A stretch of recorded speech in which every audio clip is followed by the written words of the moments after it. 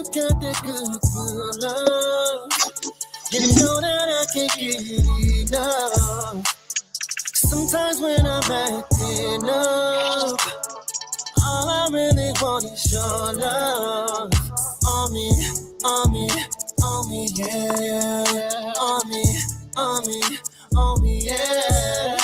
On me, on me, on me, yeah. On me, on me, oh yeah.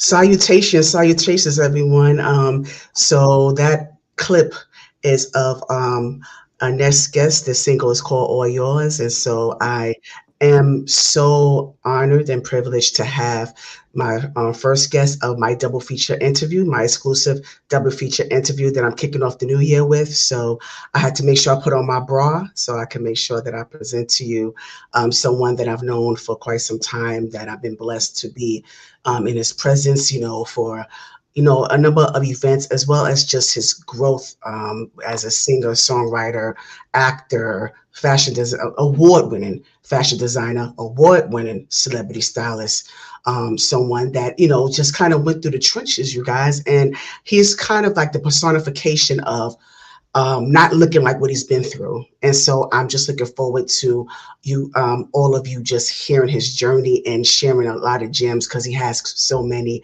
and he's just getting started on this journey. So like I said, I'm blessed and honored to have our first guest up this evening, and that is the incomparable Ja'Van Jerrod. Here we go.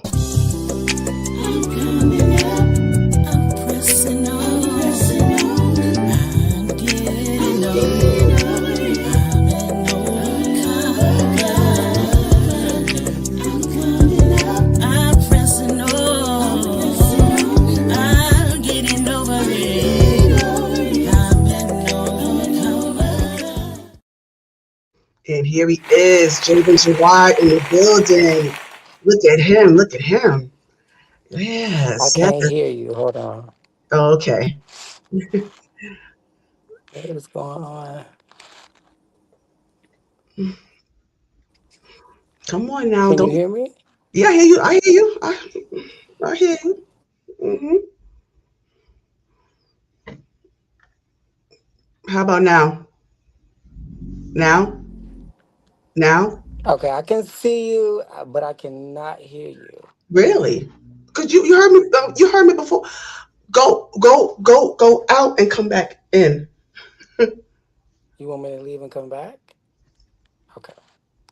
Yeah, try and see. Let's see how that works, because it was we were fine before. You heard me backstage, but technical things happen, so we're not gonna let that deter us, right? So we're gonna see what happens and go from there.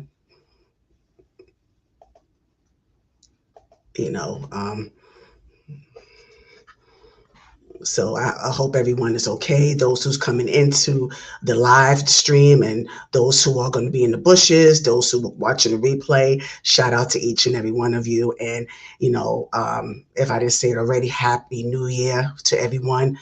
God bless you all. Let's see if, are you now? That's perfect. That's perfect. All right. So let's try this again. Ja'Van Jerrod in the building. I wanted to make sure you got that voice. That was one hell of an intro. Thank you so much. Oh, and I meant every word of it.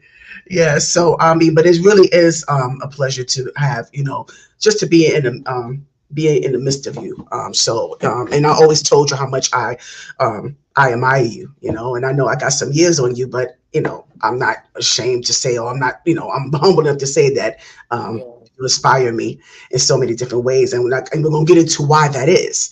So I always like to start from the beginning. You come, born and raised from the Chi-Town, so and I remember you telling you shared your upbringing, and how you were mute for a while. Not mute, but you didn't have much to say. Like you were nonverbal for a while. So I want to kind of get into that and why,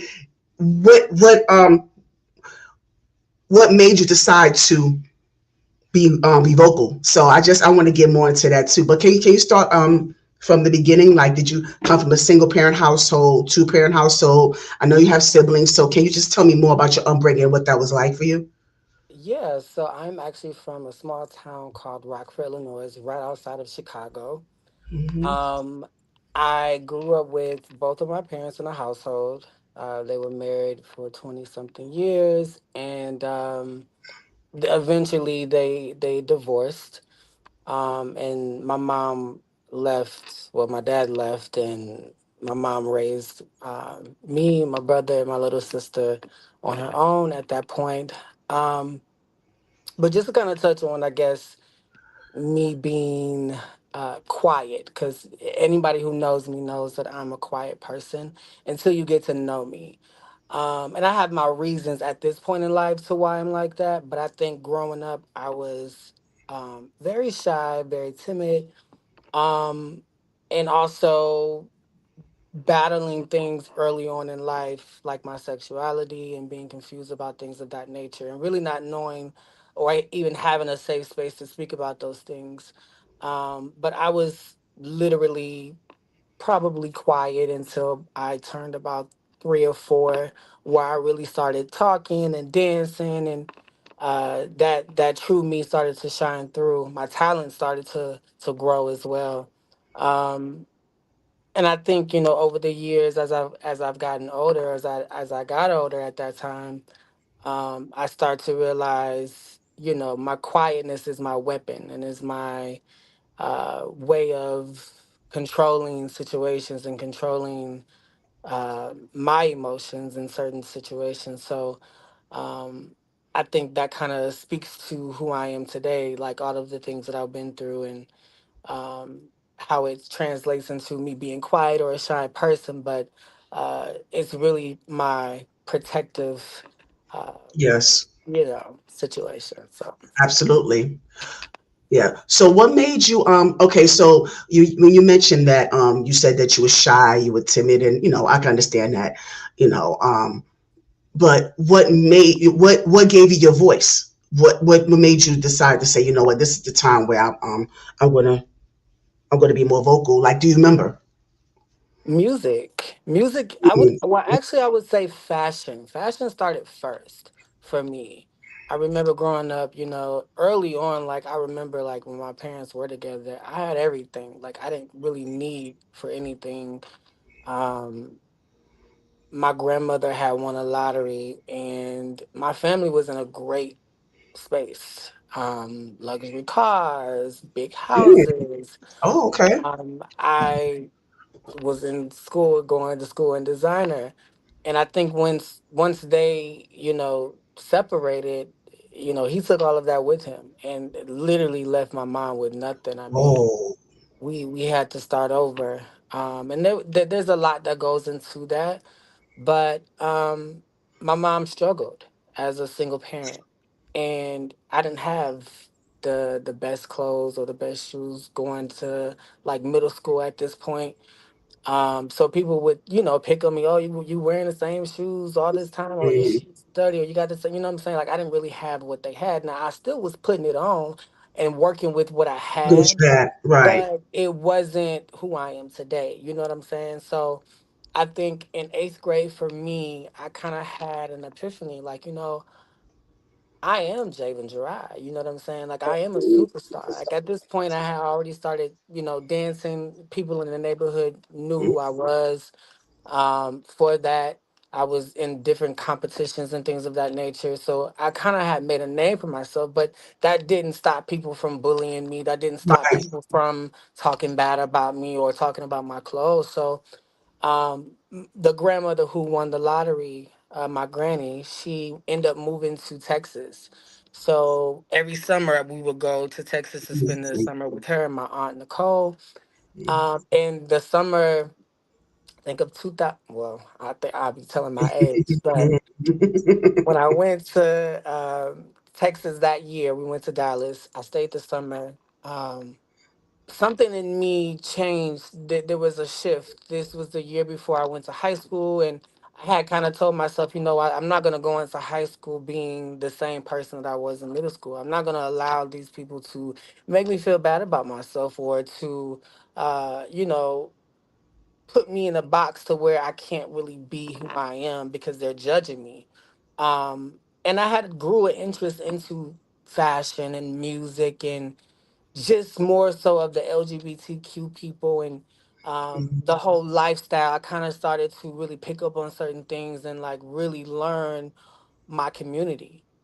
Right. So I kind of started indulging in that and like just seeing those around me who embody this confidence that I didn't necessarily know how to show. I know it was within me, but I Yeah. didn't know how to present it.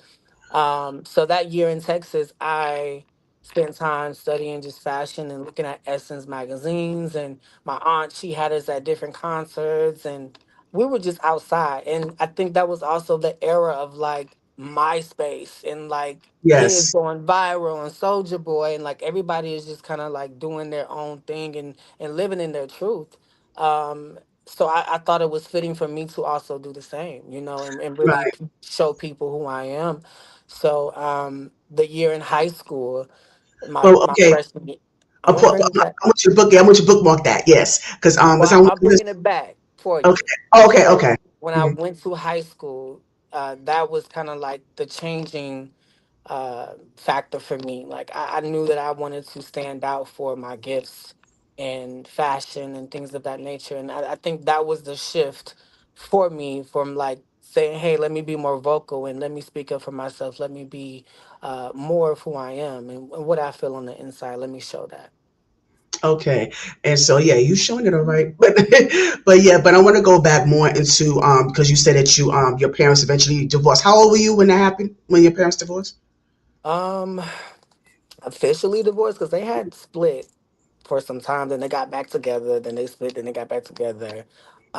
I would So probably say like 14, 15.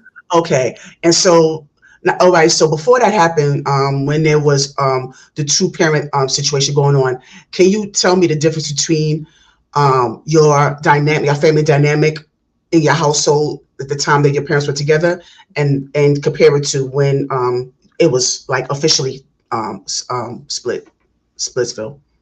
Well, I think when they were together, we were happy. I think my dad was a lot more strict than my Mm-hmm. mom. Um, my mom was more understanding and more loving, and my dad was like, very strict and has these high expectations, sometimes unrealistic expectations of me and my siblings, but especially of me. But I remember it just being a happy time. I remember them loving each other, and um, of course they had their ups and downs, but I think it was a household full of love. Okay. Um, and once they split, I think, there was still a household full of love because my mother has always been my number one fan and has always supported me through everything. Um, but, she was going through her things, trying to take care of us. She was a single mother at this point. So there was definitely a shift in, I guess, the love and support that she could give me was limited because she also had to work and be And dad provide. and mom, Mhm. and she took a Right. lot on. So I think that definitely was the change. It was just her at that point. And so when that happened, so that did that cause a strain between you and your dad? Was your dad still present in you and your siblings' lives? So my dad was definitely still present, um, but it was on his terms, and Ah, mm, he was dealing with other women at that time, and mm, he would say he's coming to get us, and then he won't show up, or he'll show up late, or like mm. he was like that, but then he would still be like throwing money here and there, like, hey, I'm doing this, I'm doing that. And honestly, it was crazy to think about that because I was very still close with my dad's side of the family. Like they helped raise me, even when he wasn't around, some of them stepped in to take care of certain things and help my mom and my granny. I'm one of her favorites. So she always tried to make sure that we were taken care of. But, eventually the relationship between my mother and them was strained. So a lot of the stuff that was happening, um, as far as help, has stopped. Is it stopped as well. So um, he was there, but he wasn't. And my dad is not perfect. We have a great relationship today, Mhm. but we have to work, and we're still working at being better and um, communicating better. Okay, and so I'm glad to hear that, by the way. But I wanted to know, um, when you and your dad was working towards rebuilding a relationship. Was there ever a safe space, as far as your dad goes? Did Jack get to the point where I had that conversation of why, the why? Did you get your whys answered, as far as, why is it that, even with, mom and you and mom separating, why was your presence limited? Why was it, why did your our relationship shift? Like, did you have those whys answered as to why the relationship dynamic changed between the both of you? I don't think I necessarily needed those answers because I know the answers. I was very present for a lot of the things that my dad did to my mother. And I Mm-hmm. also know that my dad was young. I also know how my dad was raised as well, that has contributed to some of the things that he's done. You know what I'm saying? Like, he wasn't really in a household full of love himself. So he could only kind of show me what he knew. And it wasn't a lot as far as how to be a great dad. He didn't really have that either. So I Mm-hmm. knew it was him kind of doing what he felt was good as being a dad. But my dad was also selfish in a lot of different ways as well. So to me, there's certain questions that, like, I didn't need the whys to that. Like, I was fully aware of him trying to figure out himself, and Mm-hmm. him navigating life and really not having a lot of answers himself. So there was grace that I was able to give in Mm-hmm. certain situations. And some of those questions that I think I had in the beginning, they kind of were answered over time. Okay, well, that's commendable. The fact that you mentioned grace, and that, and that's a process in itself. Having the ability to have grace and forgiveness towards people, because a lot of times, especially when you have a relationship with God, people have the perception that you automatically got to forgive and, forget or have that grace. No, it takes time. It's a process. Yeah. And so I'm glad that you actually are going through that process. But now I know you're saying that you already had the answers to the whys, but did you present your feelings to him? Did you present how you felt about your relationship at that time? Did you have that conversation with him? No, I don't think we've had those, like, that type of conversation. Like, he's outwardly said, he's messed up, or that he could have Mm, been better, and that he um wish he would have did things differently. And I mean, he's outwardly said some things to that. But I don't think we've ever had, like, a conversation of, like, why did you cheat on my mom? And, like, why mm. did you have us walking to church while, your mistress was driving down the Ooh, street, oh my. in your Mercedes Benz, and harassing my mom? Like, it's just certain Mm, things that I didn't really, I guess, want answers to, if that makes sense. Like, I was able to say, you know what? My mom is in a better space. We're in a better space. It happened. If my mom was able to forgive him, and move forward, so can I. He's trying now, and I'm willing to accept that. okay, and so how was your mom? Like, throughout that journey, like, how did your mom, or how did you see your mom overcome those obstacles? And what was your relationship like with her during the time when your dad was around, and then when he was not? Like, did you see a shift in her? So I didn't see a shift in like how she treated me or anything like that as far as our relationship, but I definitely seen a shift in her spirit. I felt like at Mhm. one point she was very defeated. Um, Mm. my parents did everything right. Like my parents met at 13 years old. Um, they went to school together. I mean, they Mm. were high school sweethearts. They went to prom together. I mean, they got married. Then they had, um, my me, myself, and my siblings. And I think for her, she allowed a lot of the lifestyle and the having the family kind of that was forefront for her. So she didn't really do what she wanted to do. She didn't finish, you know, her college dreams and the things that she put forth in life to have a family. She sacrificed a lot of that for us. So I definitely seen, the shift in her where I felt like she kind of maybe regretted, maybe marrying my father, or maybe just couldn't really fathom like this is where she is in life now after all of this. You know what I'm saying? After all of these great things, these great children, and this marriage, I'm now by myself and raising three kids by myself. I couldn't really imagine how she felt on the inside, but I definitely seen a shift. But I think it also made her stronger. Um, Absolutely. I saw a warrior kind of come out of my mother. My mother's also quiet too. My mother's a Virgo, just to kind of throw that out there. So if you know anything about Virgos, they can be very quiet, um, but they're the most sweetest people that you will meet. They will give you the shirt off their back if they needed to. Um, they will give their last. And my mother is that type of person. You know what I'm saying? But don't play with her, and she made that clear going, as even in my adult years, like don't play with me. I'm the sweetest person until I'm not.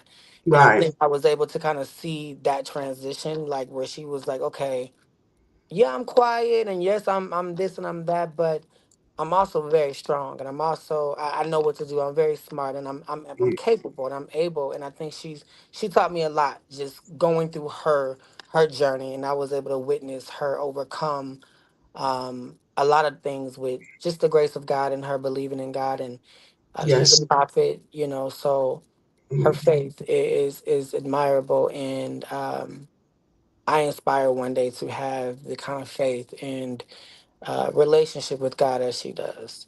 Oh, that's okay. That's wonderful. So you're the oldest? No, I was the middle child. I now have a younger brother, Elijah. So for the very longest, it was my older brother Kenny, me, and then my younger sister India. So I was always the middle child, um, and I mean I was always the baby boy, So to me, I don't know. It's different now having a younger sibling. My dad had a child within the most like maybe 4 or 5 years, 4 years. So that was different to see and experience. But that's my baby brother, and I hope that he has a better version of my father than I did. Oh, yes, absolutely. Yes, yes. As do I. But yeah, but I appreciate you sharing that. But I also wanted to get into more into because you said the middle child. So, what was that like for you as far as your family dynamic with your siblings? How was that like growing up with your siblings and being the middle child, and also like I said, you kind of having that process of isolation because of the fact that you wasn't as vocal or you were more reserved at that time. So, what was that experience like?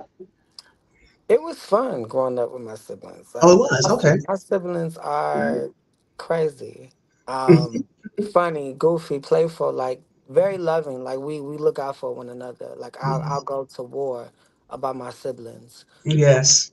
about it, and that goes for anybody. Like I don't care who you are. Like I Yes. love my brothers and I love my sister. I only have one sister, so I also really don't play Right. about her. Right. Absolutely. But I think in the very beginning it was fun. It was different. Like we just I don't know. We loved on each other. Um, I think at the age of 12, 13, my brother actually was incarcerated for 12 years of my life. Mm. So that put a huge strain on our family and also he and I relationship. Right. So I also saw my mother go through that. Um, and that definitely changed the trajectory of who I think I would have been, because I no longer had a big brother. I became the big brother. Yes. So, for me, that was different because I didn't really have a lot of time with him in the beginning, Mm-hmm. Mm-hmm. um, to kind of show me the way. I know that there was multiple situations where my brother, would defend me, and I wanted to go and hang out with him and go skating with him and stuff. And I would always be my brother's shadow, and you know that kind of was taken away very early on, when I was able to even be Yeah. a teenager and Right. start hanging out with him. Um, so I think I became the big brother, and I had to really show up. There wasn't a place for me to slack. I had to make sure I graduated high school. I had to make sure I went to college. I had to make sure, I was doing the right things because now Yeah, you set the example. I'm setting the example, Hmm. And I also wanted to make sure I gifted my parents with those memories. They didn't have Yes. Yes. memories of my brother going to prom. And I mean, my brother was 16 years old. Mm. So he didn't have the opportunity to gift Experience them with those. going to prom and graduating and all of those wonderful things that you do at that age. He didn't do. So Wow. I really had to step up and, do my big one for real. Absolutely. And so, in that, you saying creating memories, that's very phenomenal, actually. Wow, that's very profound. Wow. Okay.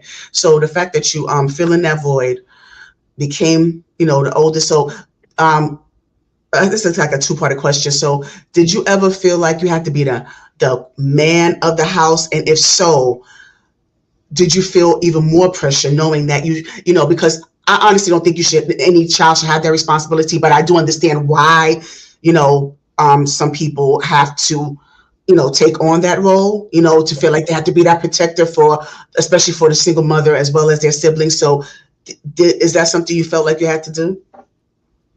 I definitely felt that. My mother never made me feel that way though. Okay.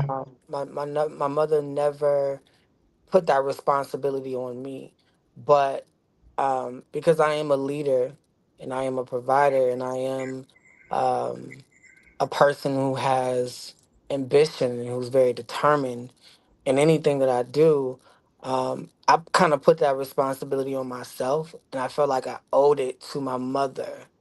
Um, just seeing all the things that she went through, and then my brother leaving. So, you know, the men in her life have not been the best to her. So I Right. want to make sure that I'm able So to it made you even do more all of protective. that.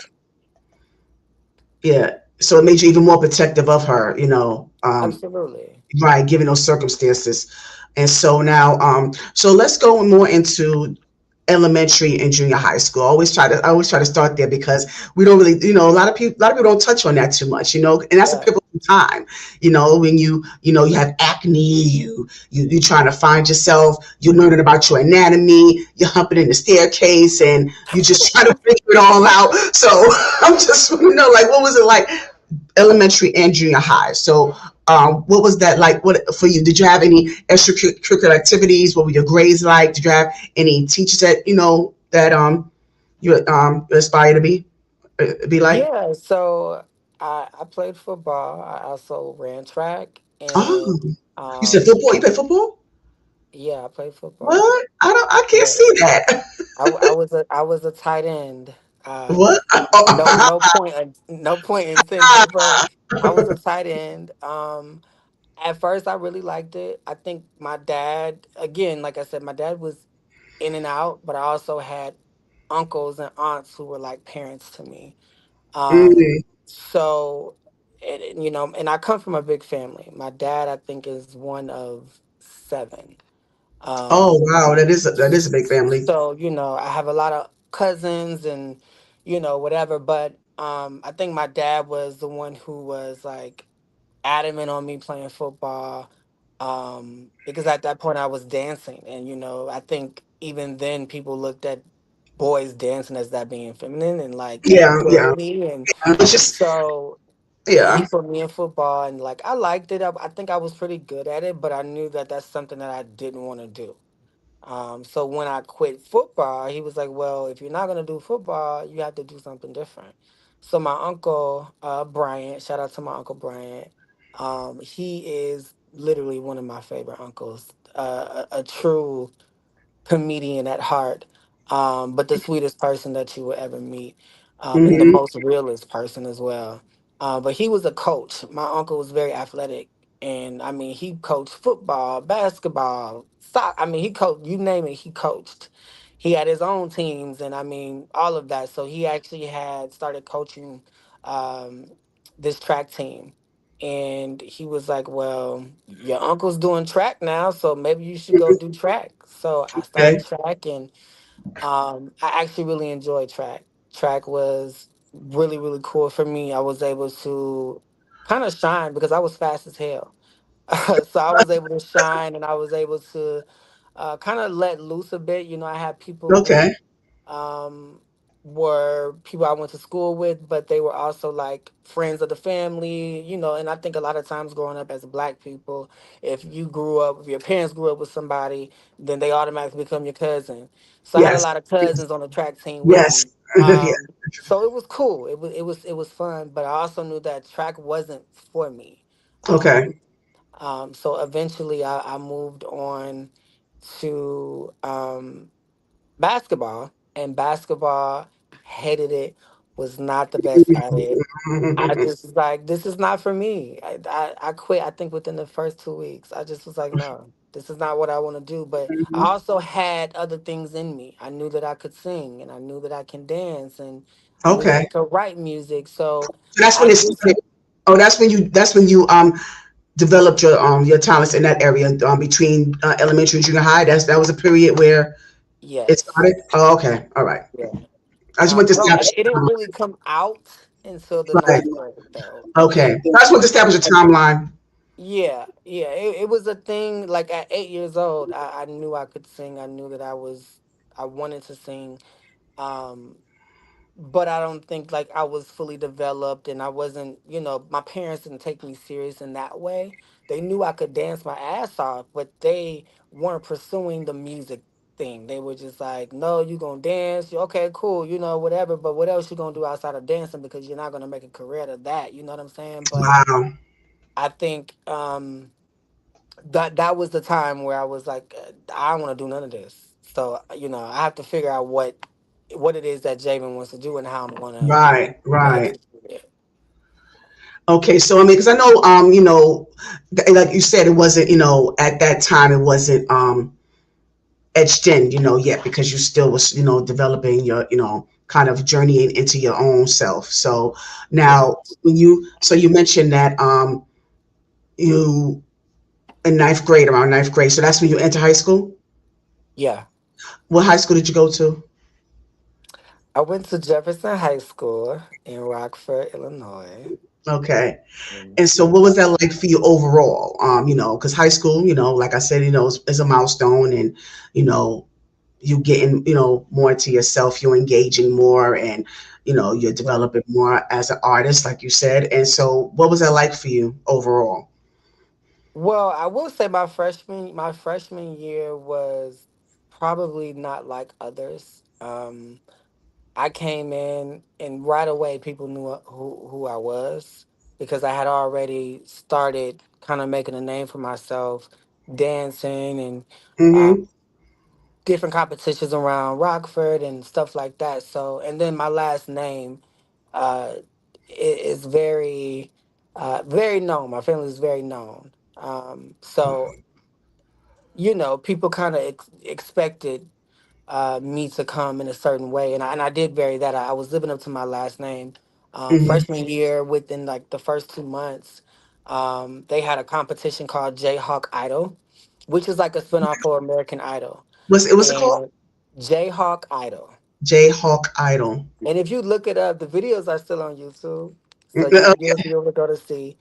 Um, but I had a crush on this girl, Oh, And so you did. Oh, you did dip into Lady Pond. Okay, I was going to ask that. I yes, was going to ask that later on.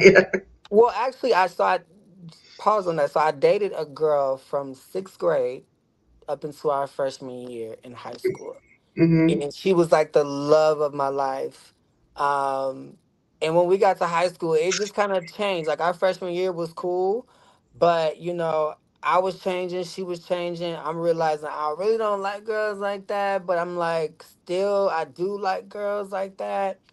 Um, I hadn't had any experiences with guys at that point, like on that type of level. Right, right. So girls were like all that I knew, and I love attractive But women, when did even you if realize? it's But I mean, no, I'm sorry, Javen. I don't mean to cut you off, but I just want because I'm curious now because I want to know, like, when you mentioned that you said that okay, I'm not really, girls are not my thing. But when did that come to you, and how did you know that that was something that you know that you developed in time? Like, how did you know for sure that this was not, that, girls wasn't your thing and you wanted to go, the guy route? When did you know for sure? Because I know some kids, you go through your phases, and, you want to be one thing, you do another. But when did you know at that time? well, I guess at 5 years old, I knew that I was gay. Right? I I knew that there thought, was emotions and feelings that I felt. I knew that I was attracted to boys.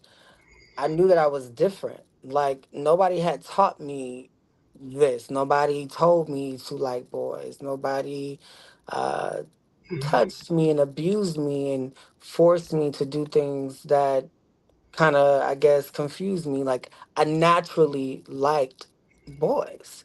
I naturally had attraction for the same sex. and you knew that And at age at 5. How did I I knew mean? that at five. At five. And I mean I there was incidents that happened where it was the boy, it was a neighbor, and I kissed him on the cheek and he ran and told his parents told Oh my wow. dad, and I got a beating. Um Hmm. so I mean I've known for my entire life, right? But Hmm. at five, like I don't know what gay means. I don't know like what that's not a thing for me. I just know that I'm attracted to boys, and I mean I think the boy is cute and I think the girl is cute, and I don't know. I mean that's just what it was for me. So as I got older, people started to call me gay. And they were saying that I was gay in school, and I'm like, well, what does that mean? You know what I'm saying? I didn't know what that meant. Hmm. Until I kind of figured it out, like, oh, like that, oh, okay. And of course, like I said, and back in like um, my eighth grade year, like I said, when I went to Texas, I started to kind of figure out who I wanted to be. And I started to kind of do research on my community of the LGBT community and like Hmm. studying things of that nature and, watching RuPaul Drag Race secretly. Like, I mean, I was learning who I was What was you in the learning? community. Okay. Okay, no, I'm sorry. You basically was answering my question as I was asking it. I was saying, what did you learn? Like, what was it that you was what was it that you were searching for? Um, I was I was just searching for people like me, you know? Um, Okay. I wanted to see black boys who maybe felt the same way that I felt. Um, I wanted to kind of just learn like what does it mean to be gay? Like I mean, everybody has looked at me being gay as a negative, so I need to figure out why. You know what I'm saying? So that's just kind of what I took from it. Um, I suppressed those feelings though. Even like freshman year in high school, I suppressed that. And I had a girlfriend at the time. Girlfriend, right. You know what I'm saying? Like I didn't act on those feelings um until, like I was 100% sure. And I think Mm-hmm. when she and I ended up breaking up, and let me just go back to the talent show. So the talent show, when I got to high school, I entered the talent show. There was a girl that I had a crush on. Um, Her name was JoJo, I believe. She was gorgeous. I mean, a gorgeous girl. She was older than me. Of course, I've always been attracted to people older than me, whether we're friends or in a relationship. I've always attracted older people as well. just by my spirit and the things that I've been through. I think has made me more mature in life. So I think she was like maybe a sophomore or even like she could have. I think she was a sophomore. Not sure, but I had a crush on her, and I wrote a song. This is like maybe like the real first song that I wrote and performed. Like I had been writing, of course, but actually performing it and like structuring it as a real song, like on a level of kind of where I am today. That kind of was the start, where it kind of commenced everything for me as far as like songwriting. But if you ever heard the Dream, Shawty is a 10, Shawty is a 10, I Yes. remixed that. Okay. And Okay. I was saying names, it was easy. Then I put her name, it was JoJo. Uh, And at this point, the girlfriend and I are on rocky slopes right now because she's apparently cheating on me with this other boy at the oh. school. Oh. And people are telling me what's going on, and I'm like, okay. And I never mentioned it to her. I'm like, it's cool. I'm gonna join the talent show. I'm gonna do this song, and I'm gonna throw shade at her in the song, and I'm gonna tell everybody that I'm digging this new girl, JoJo. So the song was so good though. And to this day, I still think about it. It was so good, and it was Oh. it was. I mean, it was very nice, nasty because if you know, you know. You know what I'm saying? And Yes. Yes. everybody knew that the girl and I were breaking up and having issues. So like, it was a gag.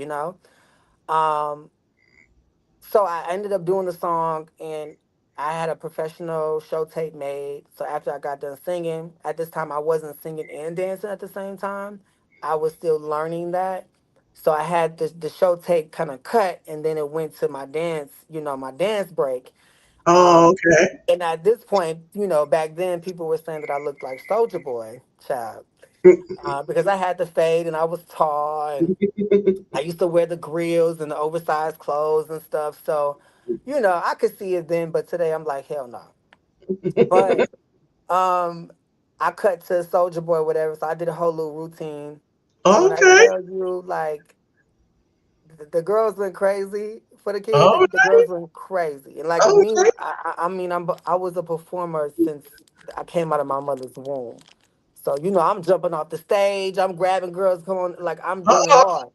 okay. Oh, yes. Um, You had that stage presence from the start. Okay. from the Okay. start, But long story short, I won the competition. I won first place. And that was my freshman year. That was my introduction to my Mm, freshman year. So I mean, the seniors was like, "Who is this? Who is this person?" You know what I'm saying? Like I was fresh meat, but I was showing them like, I'm here to stay, and like I am somebody too. Although I'm a freshman, but awesome. like, look out for me. Because you always have those popular kids in school. You always have the who's who's but they couldn't take because they didn't really know who I was. You know what I'm saying? A lot of people that have never seen that side of me, singing Right. and dancing. Like, oh, Yeah, he because dancing. I was thinking too, as I was thinking about watching some of your videos, and this is one of my favorites, by the way, of you. And I was like, wait a minute, I didn't know you could do all of that. Oh my God.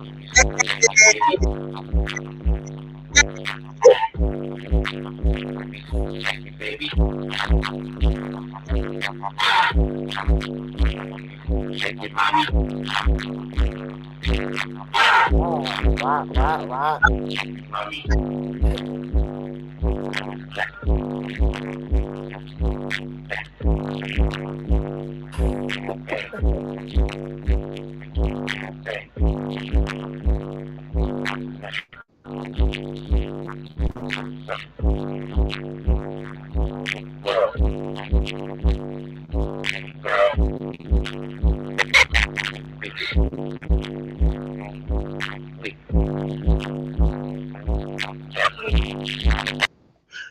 Love Oh it. my I goodness. couldn't help it. I couldn't resist. I couldn't resist that one. That was That one of my is favorites. crazy. I was so young. Like that is when Yes. I love dance. Like This dance is was like, like I didn't know my people could do it life. like that. Yes. All right. I'm sorry. I couldn't resist that one. So I appreciate that. You did some Yeah. research. Yes, yes.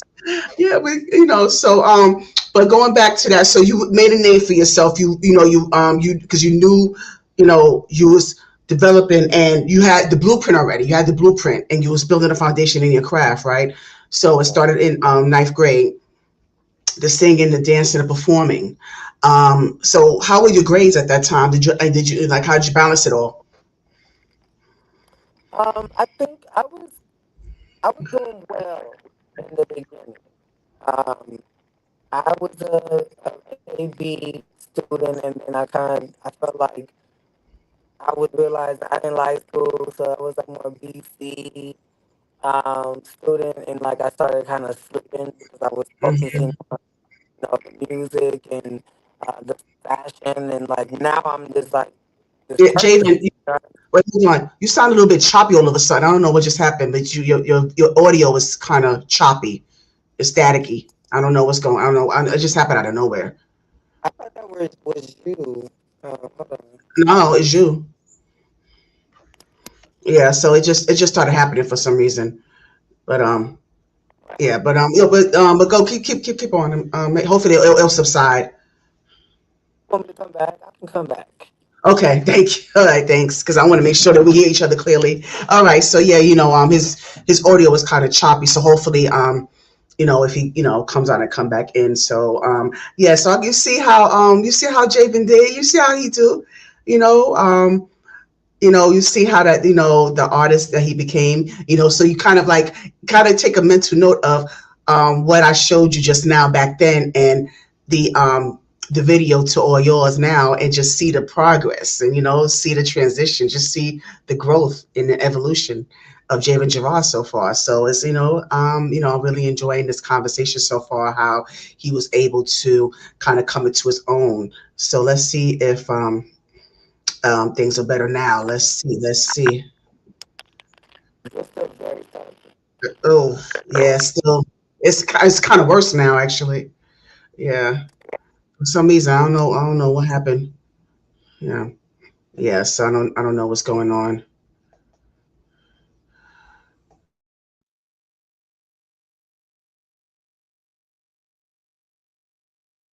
Mm. Yeah. So I hope you guys are able to hear us okay. I hope everybody's able to hear each other. Hear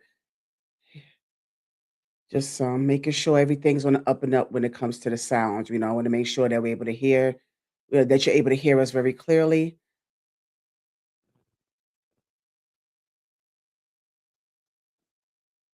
because I don't want you guys to miss out on any of this, and I don't want you to miss out on any of what Javen has to share with you, and I'm hoping that you like what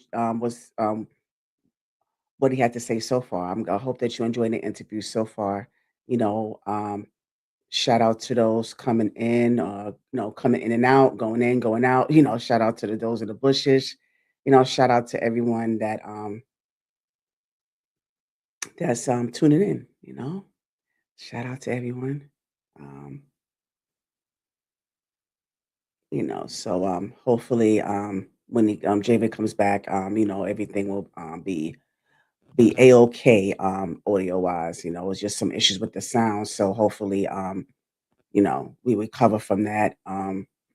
Looking forward to our next guest coming on after him. But in the meantime, I'm hoping that everyone had a happy new year so far. You know. Um I know we just getting started in the new year. It's the fifth day of the new year, so I hope everyone is doing well. I hope that everyone is still committed to whatever journey they're on. I hope that everyone is still committed to um, whatever and whatever growth process that they're going through, whatever goals that you have set for yourselves, or whatever it is that you need to work on, any relationships that you have to mend, or your spiritual journey, your mental health journey, um, you know, fitness journey, whatever it is. I'm hoping that you know I wish the abundant blessings to every one of you who Oh, just embarking on it, or just living life, just living life as you see it. So, so hopefully, like I said, you are blessed more abundantly.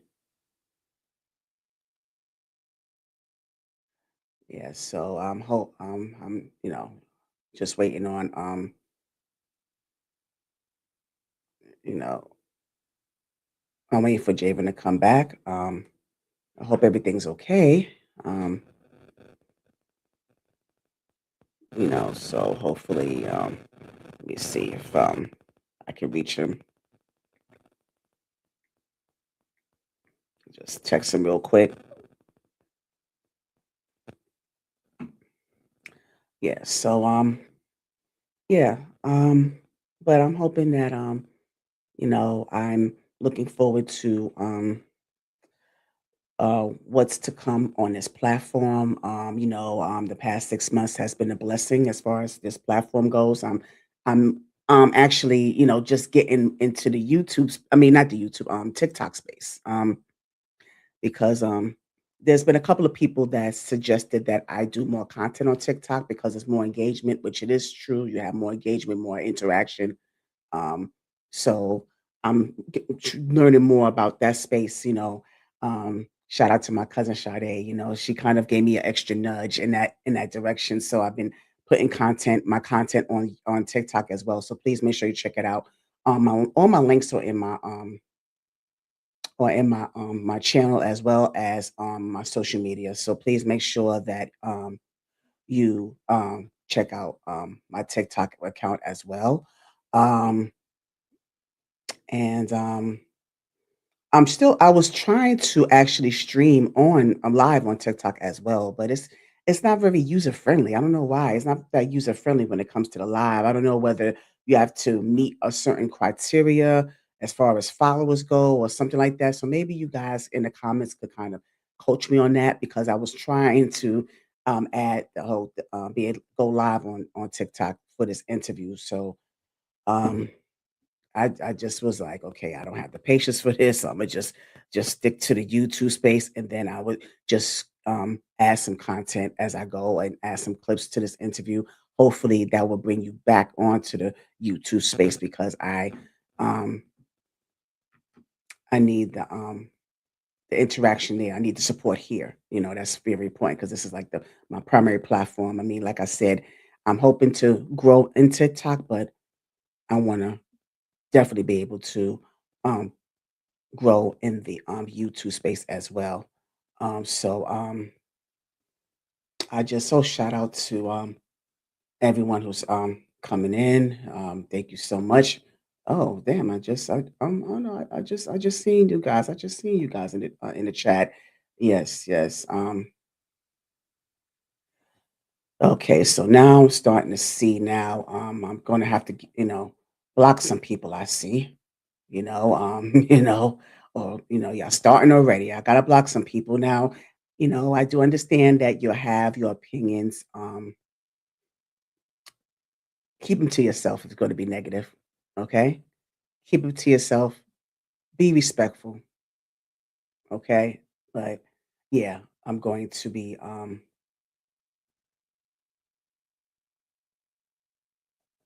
going to have to kind of bypass. But hey, Miss Stevie, hi, girl. Thank you so much for coming in. It's good to see you. Okay, Javen is coming back. Hopefully we'll be back. All right. You know, like I said, be respectful, y'all. Cause now I gotta time some of you out. All right. And shout out to Kimberly Black. And hey Tawita. Tawita in the building. You know, how you doing? So thank you so much for coming by. Thank you for stopping by. Just stay a little while. Just bear with us for a little while longer. Just stay with us. You know, we be back. I'm gonna have to try to edit this. I don't know. Should I edit this out? Nah. I might keep this pause. Because I'm trying to entertain y'all. Um, while Javen's coming back. Javen will be back in shortly. He just texted me and let me know he's coming back on. So you know, as long as he's coming back on. But I thank you guys so much for stopping by. I appreciate you guys' support. Um, but like I said, be respectful. Mm, yes. All right now. I'm trying real hard, John. I'm trying to, I'm trying to um entertain y'all while Javen comes up. I hope he comes up soon because I'm really trying to fill in the void. I'm trying to, you know, keep y'all on until he comes back, I'm trying to keep y'all on board, trying to keep y'all on. All right. Yeah, so I'm just so glad. Like I said, it's an honor to have this double feature, tonight. This is such the best way to kick off the new year. So I'm so happy to be able to share this platform with them. So let's see, Javen's back in the building. Let's see. Child. Oh yes, thank you, Jesus. Okay. I was about to have a panic attack Really? and I was about to get Well, really upset. what? Yes, I Faith. No, you didn't have to. I mean, really? Faith, I'm a perfectionist, number one. Oh gosh, So no. for all of this to be happening, like this Uh, is not how I do interviews. uh, So I know, I I'm just understand, like, but what's it's going certain on? things. So It's beyond your control. child, my phone was dying, the dang old light done died. It's just a lot going on. Oh, Then I went to yeah. log into my computer, and for whatever reason, it wouldn't log me through on the computer. I'm Oh just my like, you know what? God. I'm so sorry, but like I said, certain things are beyond your control. So we get it. Like, that's why I was making sure that I entertain the folks until you got back because I was just like, What? it Well, really thank wasn't. you. We Yes, appreciate absolutely. you. Absolutely. So I understand, it happens, but I know how frustrating it is too. So I get it. Yeah, I totally get it. But look at you. You touched your lips. I like that color. thank you. I didn't Yeah. do nothing. My lips, you probably couldn't see it because of the lighting. I had a different lip. Oh, okay. Oh, you didn't, oh, it looked like you touched it up. Oh, okay. Mm-mm. So it is the lighting. Okay. Yeah, I Yeah, like it that was the color. lighting. But So thank we you. yeah, you're welcome. So before we just got disconnected, remember we was talking about I think we was talking about oh like you be having just kind of setting that foundation as far as your talent throughout high Yeah. school. And I was asking you how was high school experience overall as far as you're developing your craft and you're kind of exploring your sexuality at that time and also balancing Mm. schoolwork. You're saying that you weren't, you say your grades weren't that great because your mind wasn't there. Your thought process was Yeah. focused on school, but more of the art. Because like I said, most creators are like that. So we was Mhm. kind of we was on that. Hmm. Yeah, so like I said, I wasn't really focused on that. I think when I got to my sophomore year in college, I mean in school, um, and kind of going on to my junior, it's like, okay, I gotta start locking down and taking this seriously. So I eventually did turn it around, A and B student, and Okay. really getting focused on life after high school and what I wanted to do. I knew that I didn't want to stay in Illinois. I didn't want to be in Chicago. I didn't want to be in Rockford. I knew there was so much more. So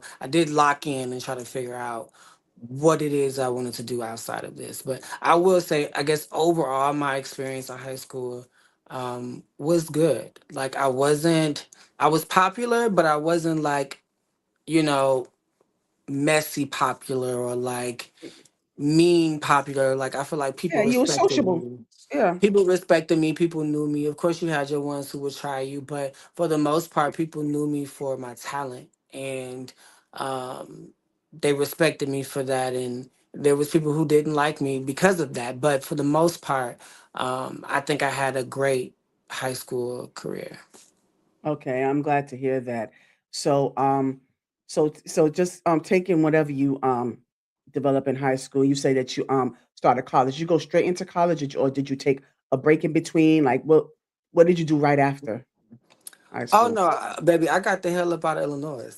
Okay, Literally. yeah. So, okay, there we go. Okay, now we're there. So, why did you? What made you decide to want to relocate? And whatever destination that you're going to tell me, why there?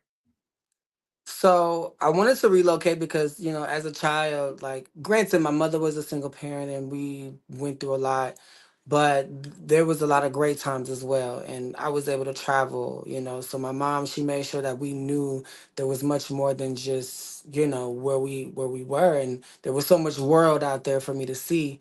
And she made sure we saw that. So I knew that there was so much more that I wanted. And I didn't think that I could launch a music career or a dance career or a modeling career in Chicago. Not on the way and the level that I wanted to, because Mhm. also you have your hometown hate where people don't Yeah. Oh, support you. right. Yes. They Yes. they they they do anything to discourage you, and like, sometimes there's a dark cloud over my hometown, and the people that's in it have a certain um way of thinking, and I don't subscribe to that. I Hmm. believe in chasing your dreams. I believe in going Yes. You have to for it, and detach yourself. Hmm.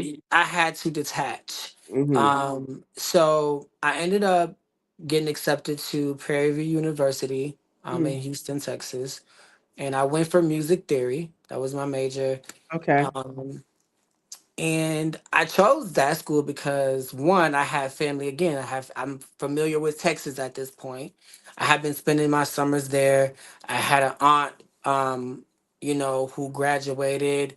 I don't think she graduated from Prairie View University, but it was one of those schools in Houston or Dallas. I'm not sure which one. I think I also had an uncle who graduated from one of the colleges in Texas. So it has kind of been a thing, where my family has been able to succeed in Texas.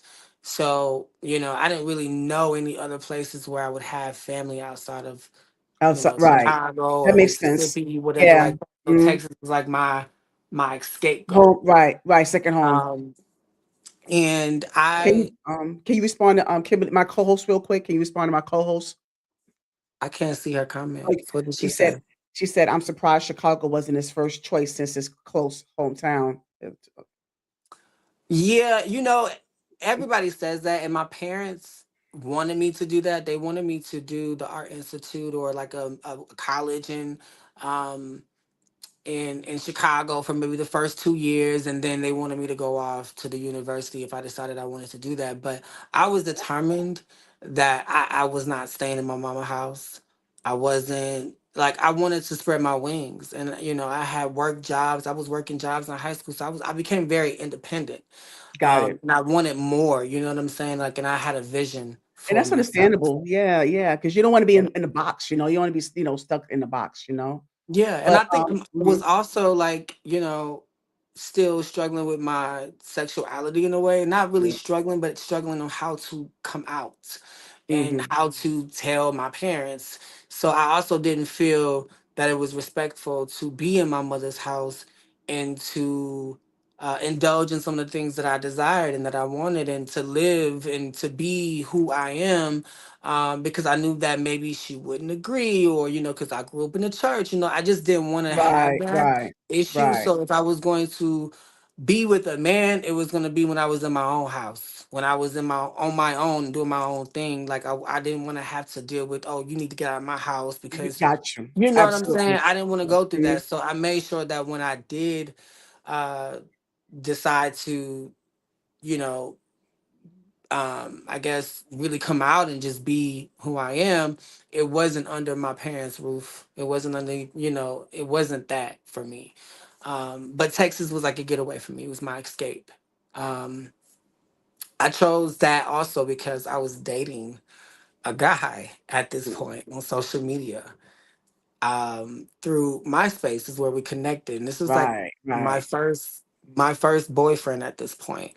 I'm a senior in high school, and I'm really like feeling it now. I'm like, okay, yeah, I don't think I'm gonna do the girl thing no more. Like, I like men, and like this is who I am. I need to accept it, and I just need to do this. You know what I'm saying? Like, and really, in order to do this, I have to accept myself, and this is what Yes. is going to make me happy. This is going to change those feelings inside of me. Like I'm gonna be happy now if I can just embrace that, you know. And I think having that person who I met online, it really did help me mature into the man that I am. Like I had never had a boyfriend. I didn't know what that meant, what that looked like. He of course was a bit more experienced because he had came out to his people already. Mm, Um, so I learned a lot, you know what I'm saying, from that relationship. But he was in Texas and he was going to Prairie View University. And the okay. only way that I could see him on that type of level would be for us to go to the same college. Okay. And yeah, that was my thing. I was like so in love. And I'm like, you know, I'm like, this is the one. This is my first boyfriend. And like I have the opportunity. I was already going to Texas, so now I'm just gonna apply to the same school. I mean, to me today, I would never do that. You know what I'm saying? I would never suggest anyone do that or advise anybody to do that because I really wasn't going to that school because I loved the school and because it was a great Yeah, way for me to you went launch there my for a man. career. I Hmm. was there for a Yeah. nigga, you know, and today I can say I learned a lot. And I'm Hmm. glad that I did that because if I did not do that, I wouldn't be the person I am today. Yeah. I So went he through a basically, lot so at it that. was a teachable moment for you because that relationship, it kind of helped you evolve into your sexuality. Yes. For sure. For Okay. sure. Okay. For sure. Now, what was that overall? What was that relationship like? Was it how was it for you? That relationship. It was very healthy in the beginning. Okay. It was very like, you know, he was very supportive of me and like he loved when I sing, I would sing to him all the time. He would critique, you know, my songs and give me feedback and um he adored me and I adored him. You know what I'm saying? Like it was like puppy love. Truly puppy love. We were fresh out of high school. We hadn't really had our time in the world. Um so we were new to this. And now we're off in college on our own and like we felt grown, you know what I'm saying? So Yes. it was just a teachable learning experience because granted we end up falling out and not being together, and I ended up dating somebody completely different. But um, I think we learned that we weren't a match after the first Right. maybe 4 or 5 months of being in college together. Like there was things that I wanted to do that he didn't want to do. Like I wanted to go to the yard and I wanted to be in the mix. And I'm trying to figure out my grounds here because I knew I did it in high school. I could do it here. And he just wasn't on that type of time. Like I was here to have fun and I was here to turn up, you know what I'm saying? I'm at Mm, PV. So I yeah. wasn't on that type of time. But we grew apart and you know, that's just kind of what Yeah. Oh, yeah. Kimberly Black said, Prairie View is a great HBCU, so you made a good choice, even if it's for the love, not education. Yeah, that's right there. Yes. Yes, PV yes. is an amazing school. Yeah, Like yeah, for sure. For sure. yeah. So now let me ask you, now given that, because that was that relationship served its purpose, so to Yeah. speak. So yeah, so that I'm glad you don't regret that particular relationship. But I'm glad that you was able to move on from that, knowing that it wasn't conducive to you know what you wanted to do or conducive to what you set out to do. So I'm glad that Yeah. she was able to get out of it because some people remain stuck. That's my point. Some people remain stuck, you For know, sure. and they lose themselves in the process. But Javen was like, look, I still got some exploring to do.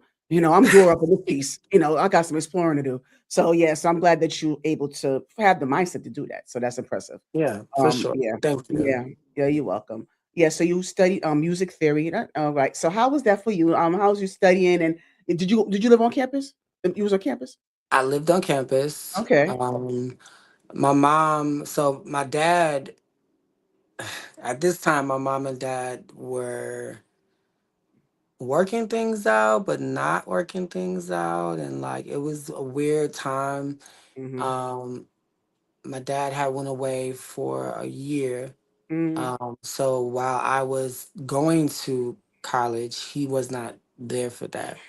But prior to me, doing the whole process and everything, he was so adamant about me staying close and Mm-hmm. local. And I knew that had a lot to do with him wanting to keep tabs on me.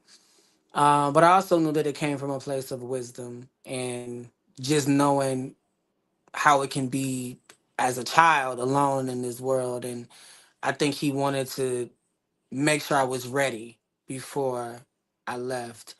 And my mom and he had a back and forth about that because my mom was very like, no, he's gonna chase his dreams. He's been accepted into the school. This is where he wants to go. I'm gonna support him. We went and visited. We went to my family member's house in Texas. We all went to the school together. Like everybody was on board for me going to the school, and he was just like, no, But my mom, we packed up that van and we got on the road. And I think for me, I didn't think I would experience the things that I experienced. I was not ready um, for the things that happened to me at that school. I Mm-hmm. think I dealt with a lot of depression. I dealt with a lot of insecurities and anxiety. And I think a lot of that stemmed from me coming from a place like Rockford in Chicago. It's a very diverse place. So I grew up with everybody. You know what I'm saying? Like I went to school with a little bit of everybody. Um, at Prairie View University, this is all my people. This is all, black people. You know what I'm saying? And you know how sometimes how black people treat other black people who are different from them. Sometimes you're not black enough, or you're not hood enough, or you're not mask Masculine enough. enough. You're not, Mm-hmm. you know what I'm saying? Especially being a black man, you're upheld to a different standard than the rest of the world. You're looked at like a superhero. Like you're supposed to be all of these great things, and like nothing can be wrong with you. You're supposed to be perfect in a way. And I don't think I was any of that. Like I was at this point designing my own clothes.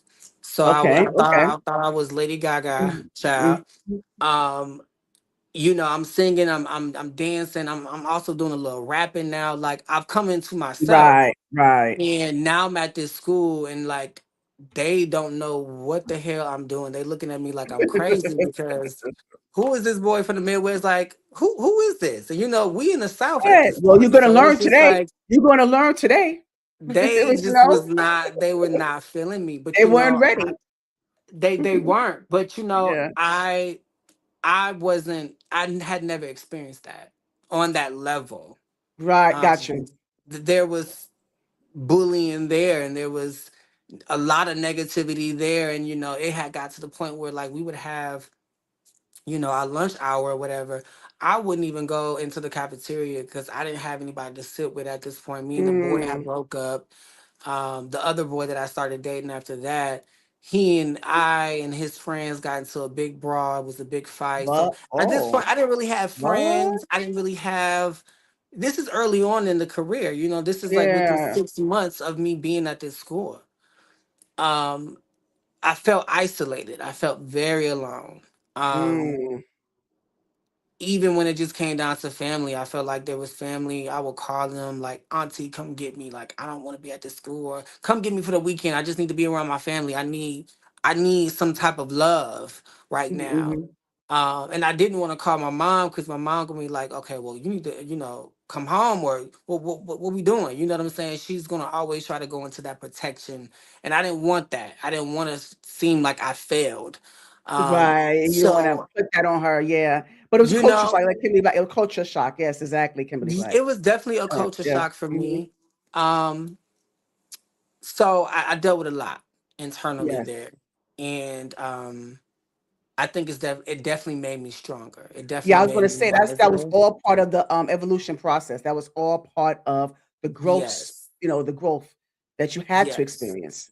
for You know. sure. So, yeah, And as you can absolutely. imagine, like dealing with all of that, and then also going to my classes and not really being intrigued with my classes, like music theory is amazing, and if you're going to go to school for that, you should love that, right?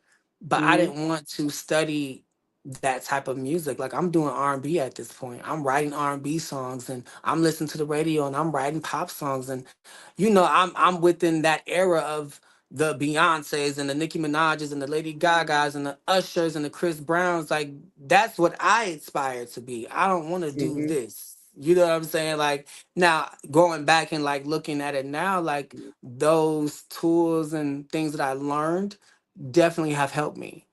And though I didn't finish there, music theory definitely played a big part in my ability to read music and Yeah, the blueprint. just Mm-hmm. different things, you know what I'm saying? And like the piano and just a lot of different things that I wouldn't have never learned if I didn't go there and study that. Although I wasn't crazy about it, it definitely helped prepare me for today. Mm. Yes, yes, absolutely. So once you decided that you wanted to leave Prairie View, where did you go from there? So, funny story. It had got so bad at Prairie View University for me. Um, How long did you stay? How long were you there? it was about a year. Okay. Yeah. It had got really bad for me though. And it had gotten to the point where, I was faking the funk with my mom and my dad and I was faking the funk with like my family members who did live there. Um, but I was not happy. Now at this point I was dating guys. I was meeting guys outside of campus, on campus. Like I was just kind of exploring and um living the life. I'm young. Mm-hmm. And I'm still really inexperienced, but I'm gaining my experience. I'm dating Yes. and I'm all of these Yes. things. And Mm-hmm. um I had met a guy. We had went to the mall one day. It was me and this girl. We ended up getting cool towards the end of my journey there, but she was like my only true friend that I had. Mm-hmm. She was older. She had a car. She wasn't really living on campus. She was like transitioning when we met. Then she ended up moving off campus into her own apartment. And she was just my speed. She was a bad bitch. She was pretty. Like, she had her thing Mm-hmm. going on. Like, she was Mm-hmm. focused, like we just connected, and she looked at me like her little brother. So we were at the mall one day and she was I think in a shoe store or whatever. And there was this guy who came up to her and like asking for her number. Now this is an older guy, older gentleman. And I mean, when I say older, I mean like, he looked like somebody's grandfather, somebody's, you Mm-hmm. know, whatever. But he like spitting it to her like he want to take Zaddy. her, He you got you know. Zaddy vibes. I mean, real zaddy. I mean, grandpa though. I'm like, okay, I don't see that happening, but I mean, he ended up buying her shoes and he ended up buying us some food, and I mean, it was like a thing, and I'm like, oh, this is interesting. Mm-hmm. So, come to find out, well, I guess a few weeks after that, she had been communicating with him and like talking to him, and she's telling me that she's gonna, use him for his money and all of this stuff. So in my head, I'm like, well, girl, what can I get out of that too? Like, well, help me out too, because at this point, I'm going through a lot. You know what I'm saying? I'm barely eating. I don't eat the food there. Like, I'm not Mm-hmm. really focused on school at this point. Like, I'm just All over surviving. the place. Mm-hmm. I'm surviving mentally. Mm-hmm. I'm trying to survive. I'm all over the place. And I told her, I said, hey, I need some money. I want to kind of like get some clothes, and I really don't want to involve my family like that. So she asked him for some money, and he lent her the money. She didn't really know what it was. He didn't know what it was for, but she ended up giving me the money. So I was able to go and get some clothes and shoes, whatever. Long story short, I told her that Um, I was gonna go home for a little bit to maybe like gather myself and figure out if this is what I wanted to do. I didn't really want to tell my aunts and my granny who lived in Dallas at that point because one, I didn't want to disappoint them. And two, I was kind of pissed at them because I had been asking for them to come get me, and they like, no, you need to stick it out. You need to, you know what I'm saying? This is what you said you wanted. This is what you're gonna Right. do. Right. We're Mm-hmm. not Mm-hmm. gonna baby you. We not none of that. So I'm pissed. I'm like, no, I want to leave. I want to leave. And they would not, you know, Mm-hmm. give into that. So I said, well, if they're not gonna let me leave, they're not gonna come get me. I'm gonna take my ass home on my own free will. I'm gonna find a way Mm-hmm. to get a plane ticket and I'm going home. So um the girl ended up speaking to the guy about this. He happens to know somebody who's able to get me on a buddy pass. Now he and I starts to communicate because he's willing to help me. She's kind of explained the situation. Oh, He that was noble of him. Okay. very noble, but again, All he right. likes her. I don't know if they've been intimate or anything like that, but he wanted to take care of her. And from day one, like he made that very clear, like of what type of time he was on. So even with him lending her money, of course he didn't know it was for me, but she was able to get things out of him. And she looked out for me in certain ways. So this was another situation where she was looking out for me. So when she kind of explained that, he got me on a buddy pass. Though he had got my number from her. We were talking about how the buddy pass works, what I need to do to be at the airport and all of that, right? Yes. Yes. And in the midst of the conversation, like he's kind of coming on to me. And You know I'm what? like, I knew this. I knew that's gonna. Okay, I knew he was gonna go there. I had a feeling.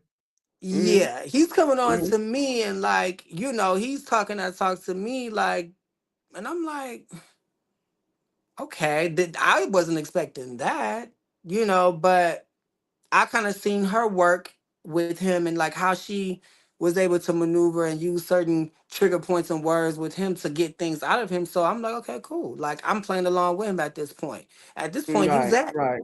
At this point, Mm-hmm. yeah. What's up? I'm young, I'm tender. Like what you want to What we do? doing? What we doing? Yeah. What That's we how I doing? felt, and I needed somebody to take care of me at that point. Mm. So So we ended up he became your sugar daddy. he became my sugar daddy. Um, and it lasted for like 2 weeks because at that point, Okay. we were only discussing the buddy pass, but I was dead ass. I'm like, I'm leaving. I'm going home. Like, so I'm I was going. just working my way up to like really getting that out of him. So in the meantime, like he was taking me on dates and we was going to dinner. He was bringing groceries to my dorm. I mean, it Oh. was a thing, right? What, Um, what's his name? What's the name? What's the name? so it was a lot, and like I Yeah. said, it was new to me. I was experiencing life, like it was different, but I liked it. I'm like, shit, Right. Right. okay, you gonna Yeah. talk to me because I'm Absolutely. handsome and I'm young and I'm cute. Okay, cool. You gonna buy me this, buy me that? Okay, cool. So long story short, he ended up doing the buddy pass for me, and it was maybe like something like a flight like early in the morning, like 2, Mhm, 1 a.m. in right, the morning, something like that. So I had to be at the airport at a certain time. So I knew that I was leaving. I didn't tell nobody. I knew that I was leaving. I left in the middle of the night phase. I mm, packed all my stuff, whatever I could take, I brought, and on the flight with me, and everything else he put in the back of his truck. My mm, TV and I had clothes, my school books, music.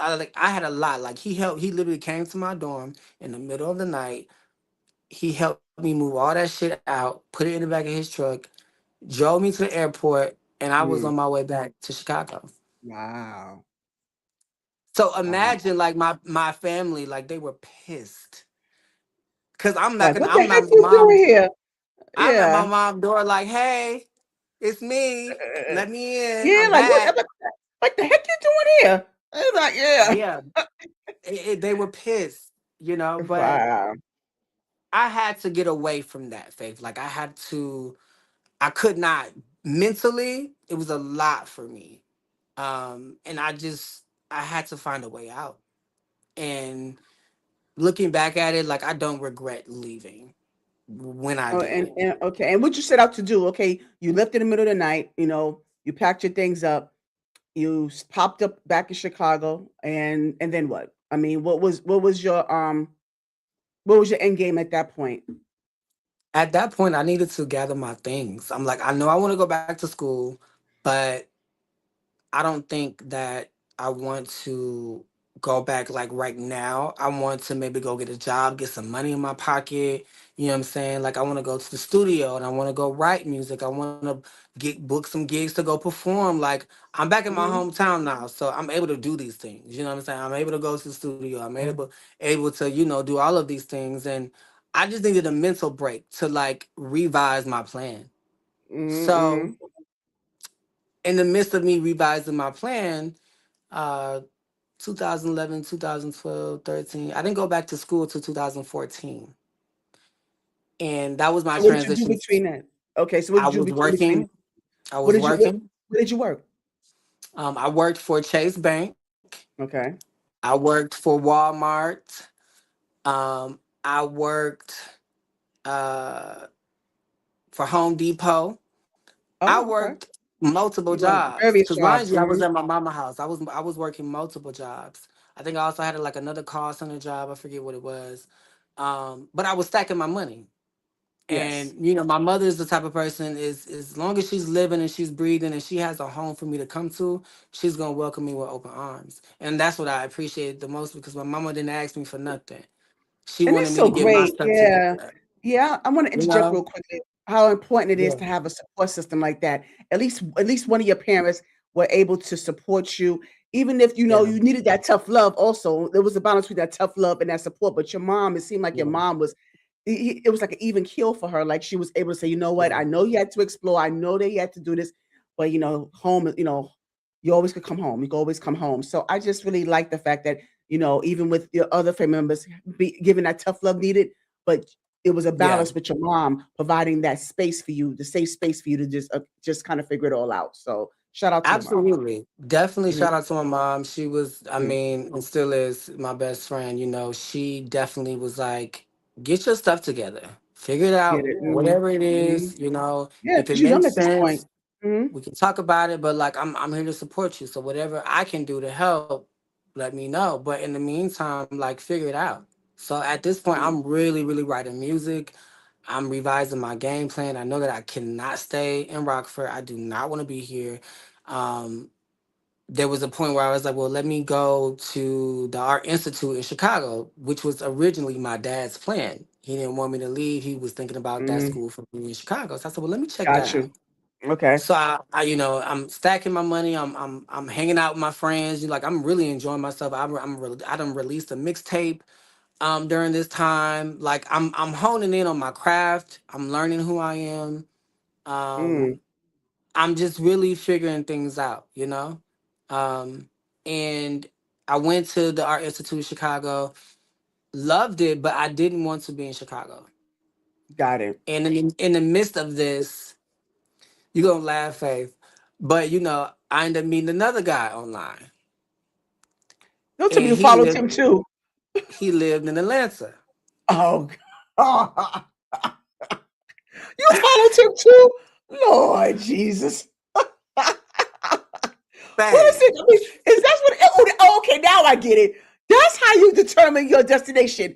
Is where your man is. no, Oh, okay, got it. listen, I Atlanta was like, it was on my radar, but New York was like I really wanted to move to New York. I really wanted to be in New Mhm. York.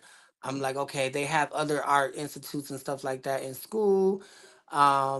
But you know, I can't be in Chicago. I can't be in Rockford. I think New York is where I want to go. Mm, So I had my eye on New York, but then I met this guy. mm, mm. So I'm like, well, let me look into Atlanta and the schools there because I'm Like really Kimberly Black. feeling him. You know, we talking on the phone every day. Right. Right, Kimberly Black. There's a pattern developing here. Go ahead. That's what my Kimberly Black said. I call her my Yes. co-host. Yeah. He's an artist, you know what I'm saying? Like he's doing his thing in Atlanta. And at this point I've kind of like formulated my type. So at this point he's my type. And I'm like, Here's your type. What's your type? my type is, well, I guess at that point, because that's no longer my type. But Okay. my type At that was, time. you know, light skin, bald head, a Oh, beard. Okay. tall. I like that. You know what I'm saying? And Okay. I don't Okay. know what that was. The whole bald head thing that was so weird to me. It's not But weird. that was a thing though for me. Like I Yeah, it's was not so weird. No, attracted to that. right. It's your preference. Yeah, but I'm like I'm young as hell. Why do I like men with bald heads? Like that's crazy. You know what I'm saying? It Like can be I don't sexy. know. It's sexy on some people. Yeah. Yeah, yeah. Anyway, he was my type. So we were online dating and like face I guess Vuvo and Skyping and stuff for like probably about a Mm-hmm. year. Hmm. Fully a year. We had never met in person.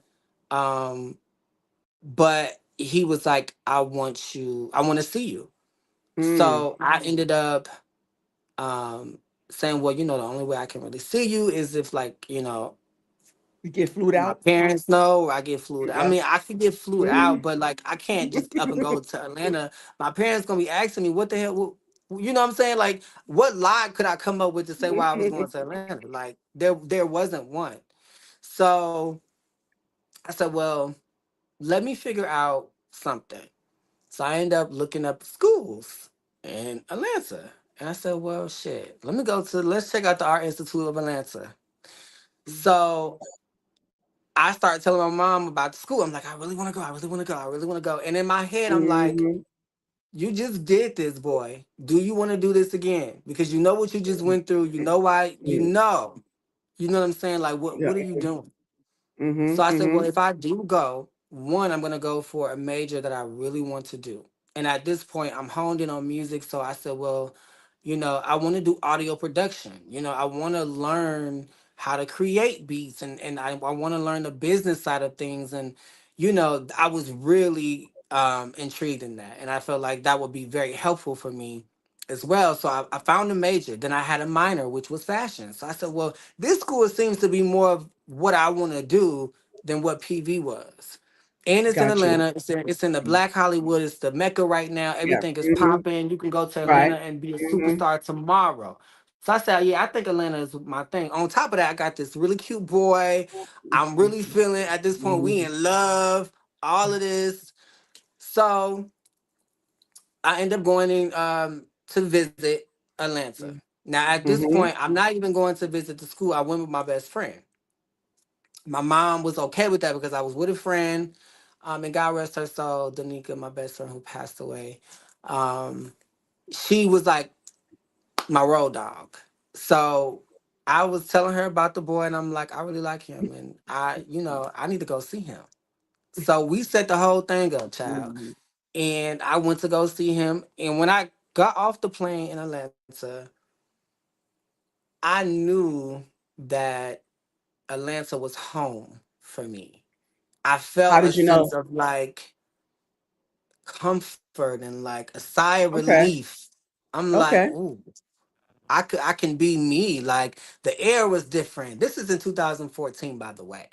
Hmm. So that Atlanta is completely different than this Atlanta, and even that Atlanta then was a different Atlanta from what our Right. I parents got it. like the Yeah. old Atlanta. You know what Yes. I'm saying? But even in Yes. Hmm. 2014, there was a lot of different great things happening here, where I feel like it was a rise of a lot of great things for Black and queer people.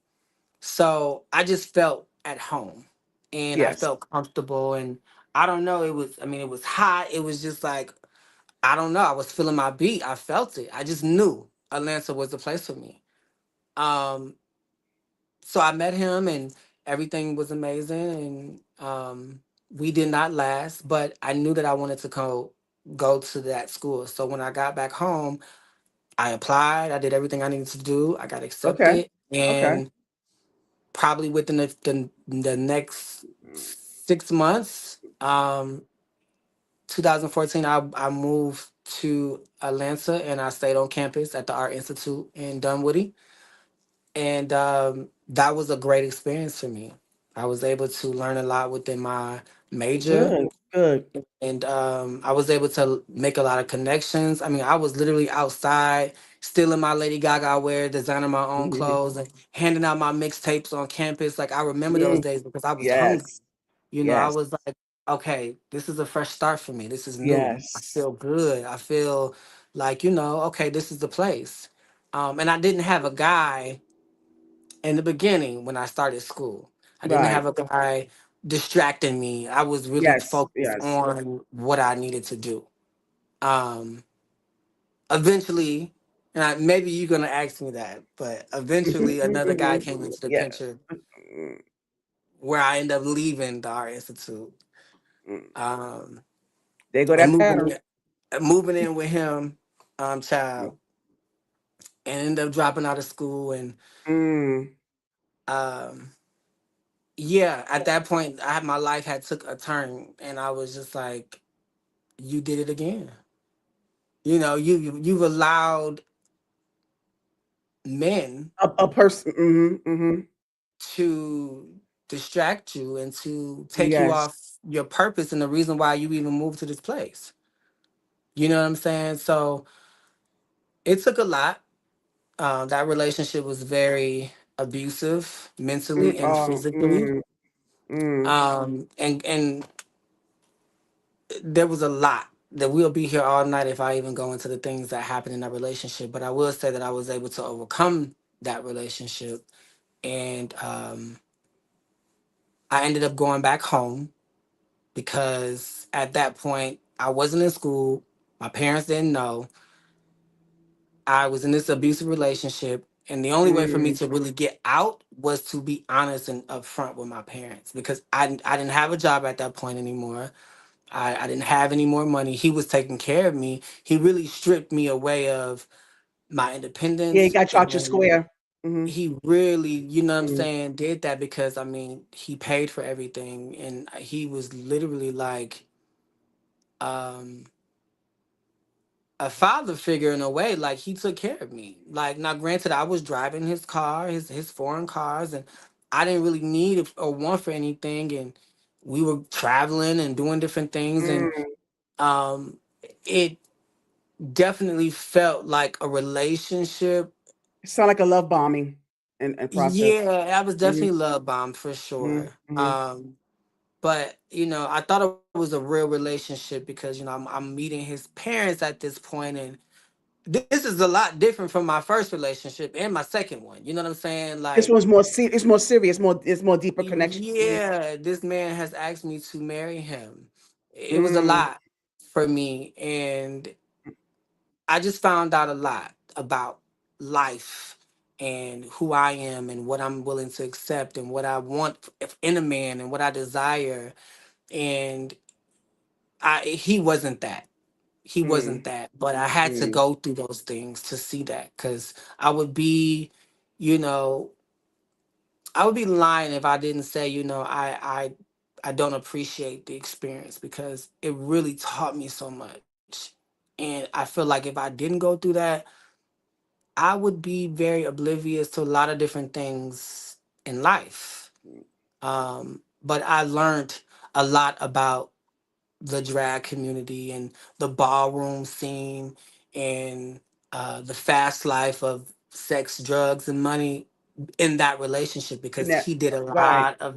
So I yeah, went to my so first ball being in a relationship with him. I didn't know what a mm, ball was, and wow. I mean, I was really experiencing the So things that that was I your yeah, that thought. relationship, yeah, that was your introduction into some, into Yeah, that was your introduction into, you know, like you said, rock, partying like a rock star type of thing. But for but it, like I sure. said, it's a teachable moment. But Kimberly Black asked you, Javen, when does accountability come in? Well, I think it always was there because even Mm, in the situation where I realized, like, what am I doing? I'm doing this again. mm, You know what I'm saying? Like, mm, here I am. I done left school. I done quit my job at Home Depot. I'm all the way here in Atlanta. I'm by myself. You know what I'm saying? Like, what are you doing? You know what I'm saying? right. And why am Mm. I doing this? And why do I feel these things? So I Were think you? accountability was there. Mm, I just think that I was very young. I was lost. And I didn't really have nobody to show me the way, especially in this gay lifestyle. Um, I didn't have a big brother or a big sister or a gay family to be there for me. I was by myself. And like granted, I yes. had a couple of gay friends, but they wasn't moving and shaking like I was. They wasn't moving across the state, and they weren't literally chasing their dreams and trying to be a superstar like I was. So my Mm, experience was a lot different from them. Um, but yeah, the accountability was always there for sure. got you. So now, so you went back home. You decided. How long were you in the art institute? Um, Almost 2 years.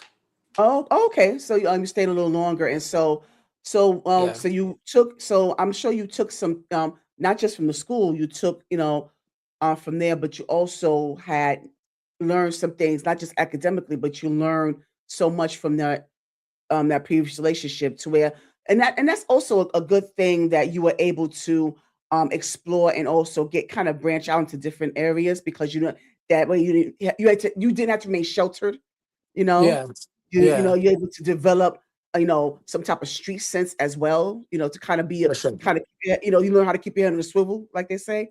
for So sure. so that helps you as well. But I am sorry that you have to go through the domestic violence situation because that's something that, it's I don't even know why that even still exists to this day, and it shouldn't exist at all. But I'm glad you got out of that. So and you went home, you back home, and Yeah. and then So and I guess when you, before I tell you when I got home, I caught my mom. We were at a club or whatever, and I'm drunk. But at this point, I'm going through so much in my relationship to where I need to talk to my mom and like really be real mm, with her because at this point, like nobody knows what I'm going through. They even still think I'm in school. They was talking about coming to visit me, and I'm like, I have to be mm, honest with yeah, them. yeah, So I could not tell my mom sober. I had to get drunk. I'm like, I can't. I couldn't muster it up. I mm, had to go and get liquid drunk. courage. Mhm, Liquid courage for sure.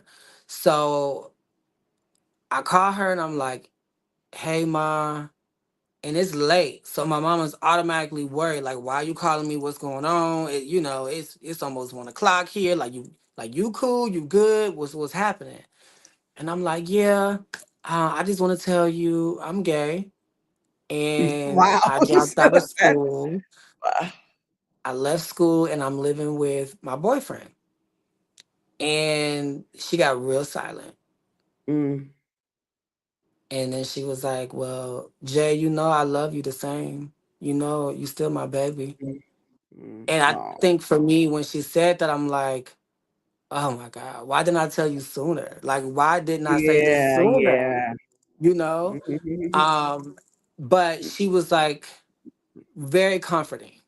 And I said, well, I'll call you tomorrow. And I didn't call her. I actually waited a few days.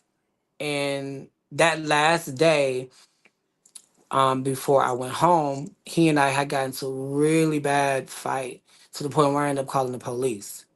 oh, no. And Mm, he stole my phone, he left, mm, and we had got physical. So I had ran to neighbors to use their phone to call 911 because at mm, this point, I'm just like, bro, I'm not doing this no more. And I'm tired of going through this with you. At this point, I've learned that um he does coke. mm, Uh, he's an escort, and he sells drugs. So I've discovered over time like who this person really is, like really because this is is, not who you yes. presented to me when I Of met you. course. You know Right, what I'm saying? But I right. had like I'm going through clothes and drawers and like I'm finding all of these things. I'm like, yo. So when I presented it to him, that's how the big That's when explosive explosion happened. Mhm, happened, mhm, you know what I'm saying? And mhm, it had mhm, the fight was really bad. So I was like, you know what, I have to go. I have to leave because one of us is gonna end up dead here. One of us, yes, yeah. and Mm. it ain't gonna be me, baby, at this point. So Right, I'm like, right. I have to get out of here. And the only way for me to do that was to be upfront and honest with my mom. Now, I did not tell my dad everything because at this point my dad is back in my life. He's back home. Um, he and my mom are on speaking terms and they're co-parenting well at this point. They still have their issues, but he's more present in my Yes. life Hmm. at this point. And I end up calling the police. And then once they came, they let me in. He came back. He was able to get my phone. They ended up arresting him and took him Mm. to jail. But I had to pack all my stuff up. And I ended up calling my mom, like, hey, I got into a fight with my boyfriend. This is what's going on, yada, yada, yada. And she's like, okay, let me call your dad. And I'm like, well, wait. Don't call my dad because he don't know. Like, you know what I'm saying? She's like, well, I know he don't know, but I'm going to make sure because your dad has a friend who lives in Atlanta. They can probably come get you. You can stay the night there until we can send Oh, money to okay. get you home. Right. Right. So that's exactly what happened. She talked to my dad and he called his friend. She's passed away now. I think her name was Sheila. She was the sweetest lady. She grew up in Rockford. She went to high school with my parents. And she lived maybe like an hour away. Like we were in uh we were in Dunwoody. She lived in um Austell, I think. She lived far as hell. Hostel? Oh, okay. She lived far. And baby, she got up in the middle of the night and she drove all the way to Dunwoody to come get me. Mind you, Mm-mm. she knew me. I have never met her a day in my life, but she knew me as a child. Um, and baby, she helped me pack the car up and she got all my stuff out the house. And I stayed at her house for about 2 days. And then my parents finally sent for me. And I don't even think my dad knew, even to this day, that I was living with a boyfriend. He thought I was living with a friend and I had a roommate type Mm. situation. Right. So, he didn't really know, but that was my mom way of like protecting me still because I wasn't really Right. open to telling him what was going on with Right. me. And Right. I didn't feel comfortable because I already knew what his reaction would be. Or so I thought. So I get back home. Now I'm back home. It's 2016 and I go back to work. I go back to looking for a job, and now I'm working two jobs. I'm stacking my money.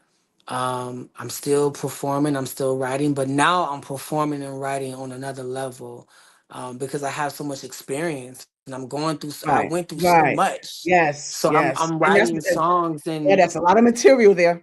Hmm. yeah, like the music Hmm. was musicking for me. I was so Yes. creative. I'm Yes. like, oh my God, like I just felt Mm, like, yo, like I have to mm, make it. I mm, have to figure this thing out. You know, I knew how Atlanta made me feel and I knew that I wanted to go back, but I had to go back with a different strategy. I had to go back with a different plan. If I was gonna really do this music thing and really, do this, I had to figure things out. And absolutely. that's what I did.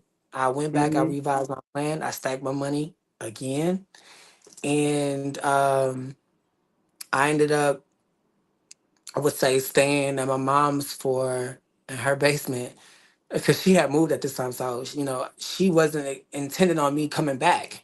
So she Hmm. didn't have another room, like she was downsizing. So when I came back home after those 2 years, I was in her basement. Okay. So I made that work, but I was down there writing my music and performing still. I was doing more shows in Rockford. I also started my social media presence where I started uploading videos to YouTube, like Hmm. singing and like doing covers and like Hmm. releasing Hmm. other singles and stuff like that. Just trying to get my foot out there. And during that time, I was like, you know what? I'm going back to Atlanta. I have to do this. And I was performing at a little showcase in Rockford and this lady, which who turned out to be my mom's friend, um, at the time I didn't really know her like that, but her and my mom were friends, and she had a cousin who managed artists in Atlanta, and Okay. she was looking for artists, and she knew that she wanted to get some male R&B singers, but she hadn't had any luck. So she had been kind of scouting all over to figure out where she can find a good singer, and she wanted to, Oh, start her own okay. stuff or whatever. Okay. So I'm doing the show. She's at the show, and she says, "Well, I got a cousin I think would be good if your son connected with her." And maybe like a week later, she calls me. the manager, and she's like, "Hey, my cousin told me about you. She says you Right. sing. You know, Mm-hmm. I checked you out. I saw some of your stuff on YouTube. I like it." She said, "Can you sing something for me now?" So I sang something over the phone. She said, "I'm actually in Rockford." She said, "Come see me." So I'm telling my mom, and I'm like, at this point, I'm excited. I'm like, oh, Right. Right. okay, this is like a real opportunity now, like to have a management team, to have Yes. a It's manager yeah. who can like provide me Yes. opportunities. Everything is coming together. It's coming together. Like, and I'm home. I'm not even in Yes. Atlanta. I'm not, this is the Mm-hmm. very place I said it couldn't happen. And it's happening. Mm-hmm. Mm-hmm. Right. So I end up going over there, and she's in the house with like four different females, whatever. Somebody was doing hair on the other side, and they were chilling, right? Really nice, sweet lady. She made me feel like, she was my mom. She was like another, and eventually she became a mother figure to me. But she was like, "I need you to sing that song that you just sang on the phone for me." So I sang, and everybody in the house was like, "Oh my God, you can sing, like you got a voice on you." Mm-hmm. And that really, I guess for me, was a sign for me, because these people didn't know me from nothing. This is my first time meeting these people, and I'm young. I mean, I had never really experienced that feeling, like, of people supporting me on that type of level. Like, and these people don't know me. You know what I'm saying? It's different from like performing and people like, "Oh yeah, you did a great job." Like, they were in awe with what I did. And like, it made me feel like, well, damn, I really do got it. I done been through all of Yes. this stuff, and Yes. I may have fell, and like I may have went through all of this stuff, but now I'm back up, and yeah, I Mm-hmm. am. You That know what I'm seals the deal. saying? Mm-hmm. So a week later, she asked to work with me, like, professionally. There was no contract involved or nothing. She was just like, "I really believe in your talent, and I want to help you." So she started providing opportunities for me. And my mom and my dad were very skeptical, because one thing about it, my mom and dad are very, very smart. Both of them. My mother's smarter than my father, but my dad is street smart Right. Okay. and Yeah. industry smart. My dad has done a lot even within the music industry. And my mom is very book smart. Mm-hmm. So they Mm-hmm. were like thinking like, "Well, hold on, because we know you talented." And at this point, my parents are my biggest supporters. They, whatever it is I want to do, they're supporting me. My dad was my manager at one point in life. So that shows how much they believe in me. You know what I'm saying? So Yes. now Yes. somebody else is coming and putting hands Yes. on me. They're trying to figure out, well, hold on, we not gonna move too fast. Like, what we doing? They were like that. So they said, "Well, don't we not signing nothing. We not doing nothing. If she's gonna provide you opportunities, allow her to show you." Allow her to provide them. And if she can prove to you that she can be your manager, then you can sign with her. Then Mm-hmm. we can start Mm-hmm. having those conversations. But right now, we don't know her from a can of paint. So she proved to me that she could be my manager. I And mean, she can be I trusted. had Mm-hmm. I had shows in Atlanta. I was flying back and forth from Atlanta, Oh. from Mm-hmm. Chicago. I had shows booked in Chicago and Rockford. Like, she was really doing the damn She was thing. Like, working. even She's doing the work. my first Yeah. video shoot, she paid for everything. She had Wow. executives from Sony. Yeah, I was At about the to ask photo about that because you had shoot, to have to deal with Sony. yes.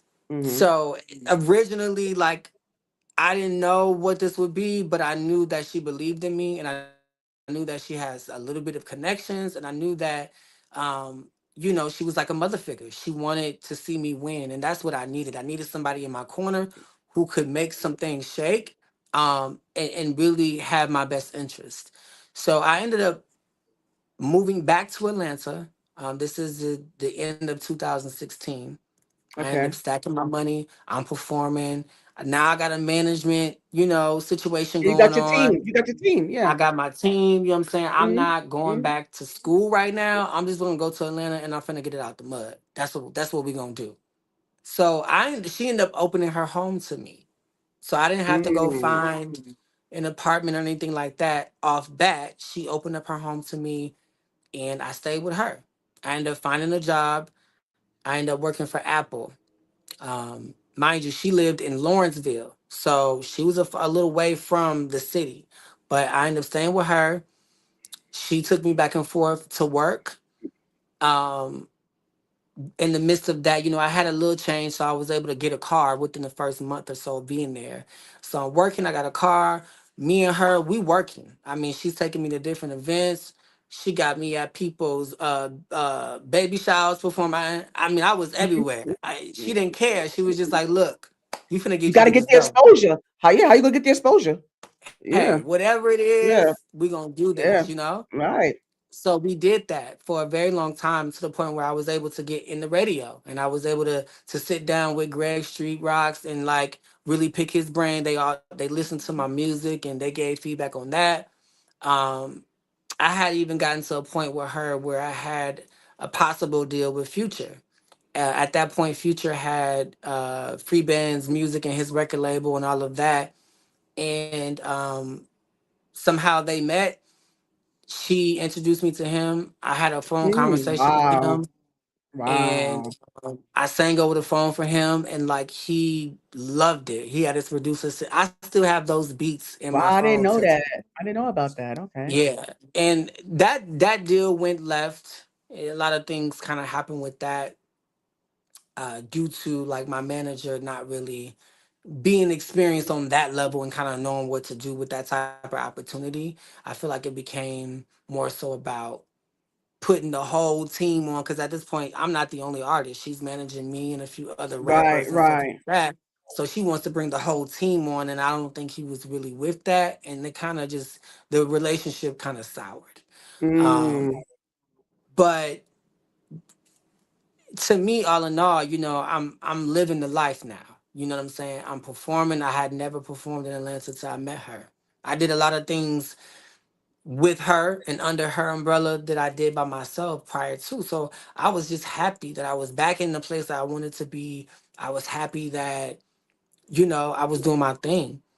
And I think it had gotten to a point where she started going through things in her marriage because she was married. And the same things and effort that she was doing for me in the beginning kind of started to go downhill. downhill. So Right, I didn't right. have any many shows and the opportunities wasn't really popping and like that other deal had went left. I also had a little resentment towards her because of that because I feel like she dropped the ball. Right, And right. That's understandable. I ended up finding my own apartment. I ended up moving out. Mm, I ended up moving to Norcross. And at this point I got my job, I got my car. Um, mm. I got my own place now. I've never had my own place at this point. This is my first apartment on my own. Oh, And okay. Mm, I'm back with the other guy that I mm. started dating while I originally moved to Atlanta. I'm back with him, Okay. Right, right, and I'm just at this point I'm living life. right. The music. I feel like I had experienced this like great push, right? And like people started to know who I was, and like I don't know, like Atlanta started to Yeah, you feel getting like your footing. Yeah, you home, getting your footing you now. know. Yeah. But now I really don't have that because I don't have a management team. I don't have nobody going in those places and saying, "Hey, my artist is Right. coming out." You know what I'm saying? I don't Mhm. have nobody being my spokesman. So at this point, I was still writing music, but I wasn't focused on that. I was being uh I was indulging in the Atlanta lifestyle. I was on my own. You know what I'm saying? I was out at the clubs every night, every weekend. I was just doing my thing. Like I was really getting into my fashion bag. So just shopping and eating and like just trying to be fab. I was just And trying to what did live a that come fab in life. at? Yeah, speaking of fashion, like what did that come in at? Because you talked about your musical journey, but I want to get more into the fashion journey for you. Like how did that start and when did that become, Yeah. like when did that catapult? Well, the fashion was like I said, my eighth grade year in middle school. I remember I But was when did it bullied for, right, but I'm saying, not but when did really it catapult for having. you? Yeah, I'm just saying, like, when did it catapult for you? When did it become like the next level type stuff? That's what I mean. Well, the next level, I think, um, eh, I guess for me, from freshman year up until, so think of 2011, from 2016, my fashion sense uh, kind of remained the same. Nothing had really changed. Um, of course, I had kind of learned different techniques and different things and different designer houses, and I was doing my own little thing, but I wasn't really in like a fashion bag um, until like about 2018. I Oh, think really? for me, yeah, like, yeah, I was designing my own stuff and like I was very creative, but like on the level that I'm on today, with just having a true eye for fashion and like really understanding what it is and like how to wear clothes and Hmm.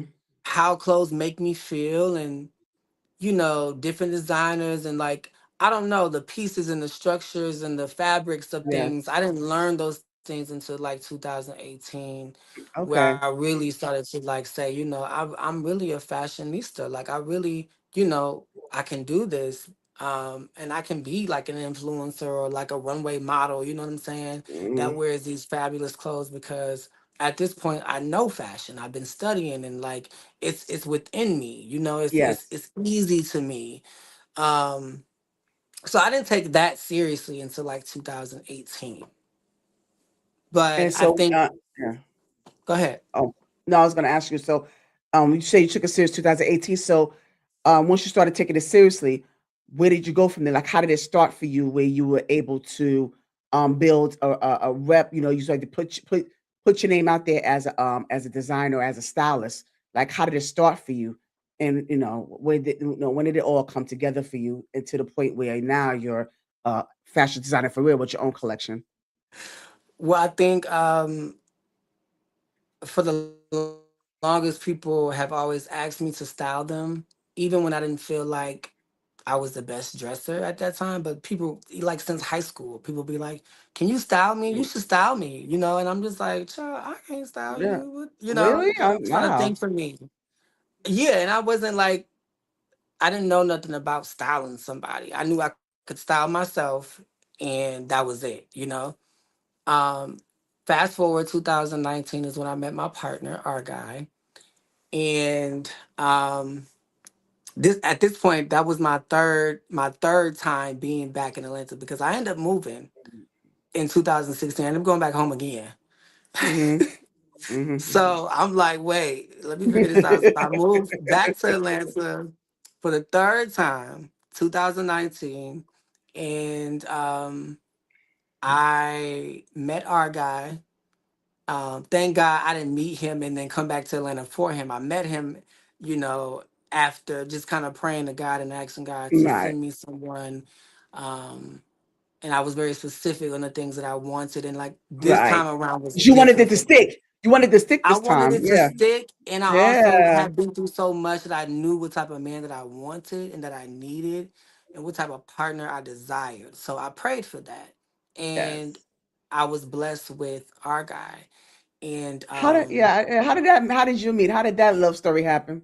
oh my God, Faith, Mhm, I'm not about mhm. to do this with you. I'm gonna No, tell come you about the on. fashion, and then so we I met our guy, and he was already like this fashion guru, Mhm, mhm. he was already like experienced in the ways that maybe I wasn't.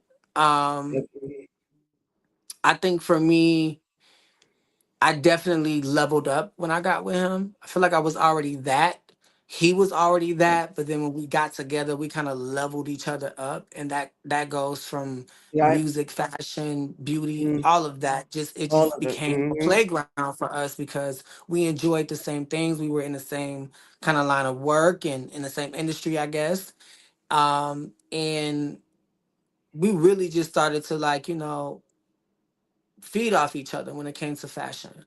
um I think with our guy having a life in drag, um, Yes. he, you know, already had a vision for fashion and an eye for um high fashion. And I feel like, you know, he inspired me in ways, um, with just being more open to fashion and like not being so closed minded and, you know, wearing whatever the hell you wanted to wear and just being, Right. Not be so safe with it, you know? Yeah. yeah, being very Yeah. Yeah. creative and Yeah. open and just, you know, Mhm. allowing fashion to be, you know? Mm. Um, but in the midst of us being together, I definitely had stepped it up. And I think that's just over the years you grow, you know, and Yes. Oh, I yes, just absolutely. something happened like even on my transition back to Atlanta 2019, I just started dressing different. I started feeling Yes. different. Yes. And it just naturally happened. But in that moment, you know, people just was still asking me to style them. And I was just like, okay, maybe, you know, maybe I don't know, maybe I'll do it. But um at this point, Robert was on, I'm sorry, our guy was on G Status. And I had started to create my own reality show called The Official Atlanta. Mhm. And I ended up styling two of my uh castmates. And one of them was an executive producer on the show with me. And those were the first two people like I really styled. Okay. Um, our guy even gave me opportunities to style him for his green screens on Right. G G Status. So, status. Mhm. you know, I was dibbling and dabbling, but it was only with people that I trusted and that I knew and that I loved. And it wasn't on a professional level, but it definitely helped me understand how to put this look together for a different person other than me and like what it is that they may want to wear or, you know, finding whatever it is that or whatever vision that they have and bringing it to life for them. Like it really helped me and molded me be more confident Right. in the styling aspect of it.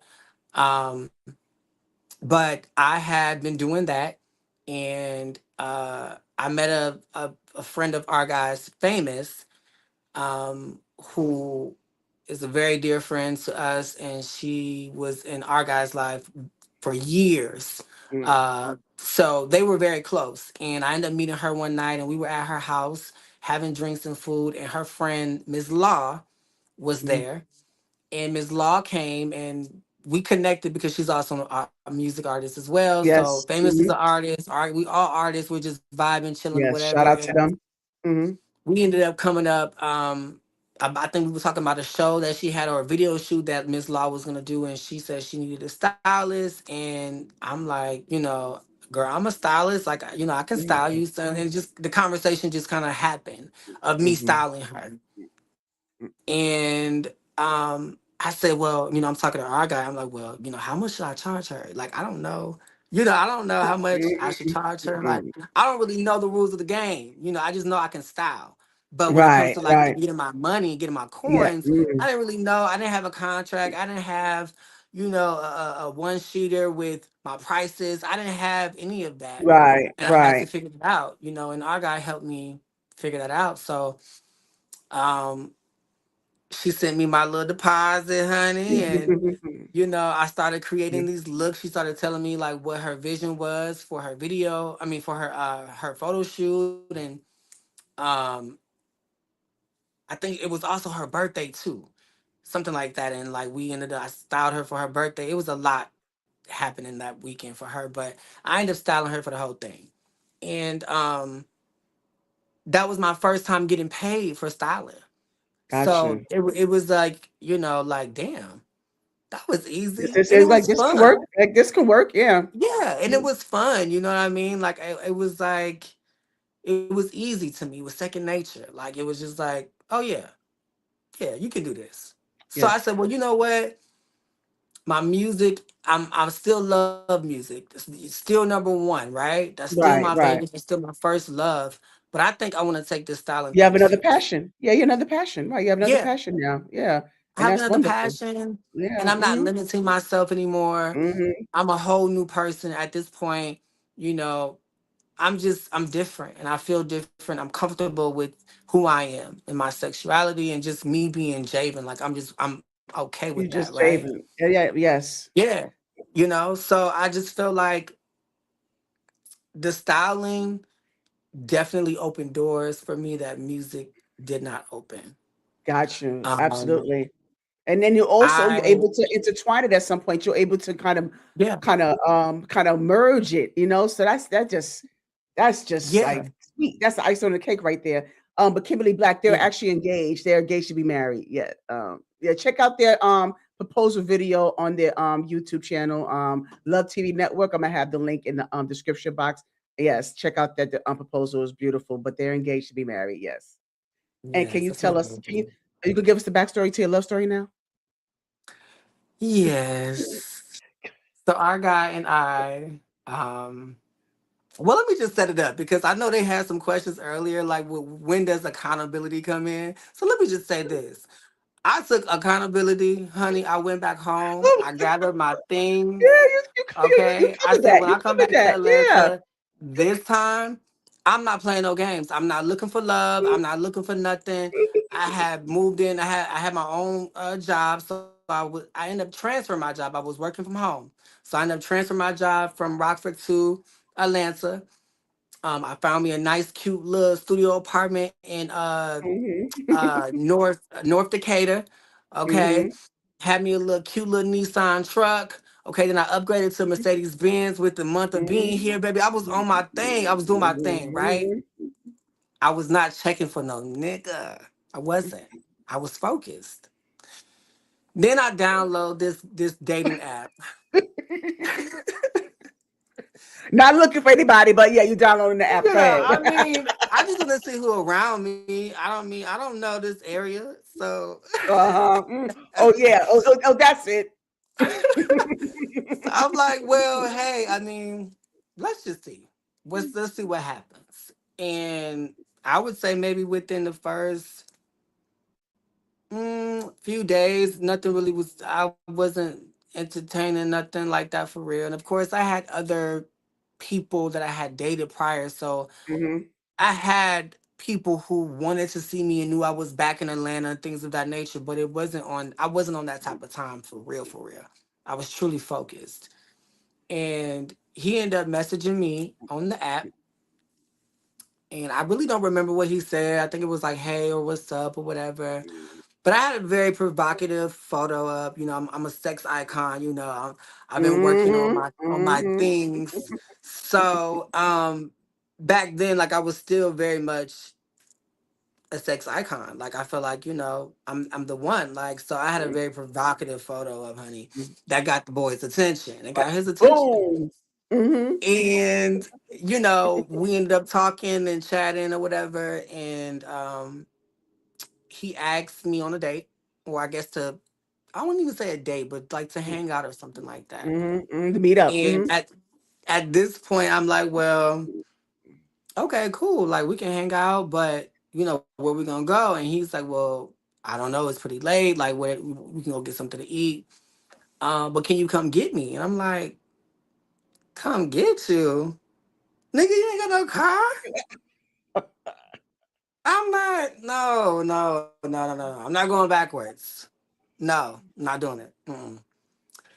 I went to go get the boy. Mhm. Well, oh my God, not the boy.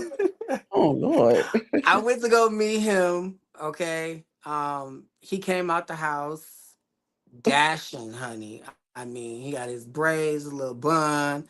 He had these silver metallic shoes on, smelling good. I mean, Oh. I'm just like, okay, he cute. He looked like his pictures. Okay.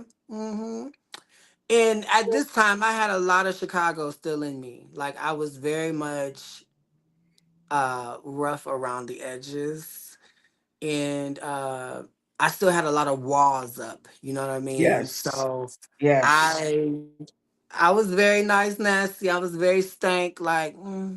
okay, like Mhm. not I can impressed. see that. I can see that.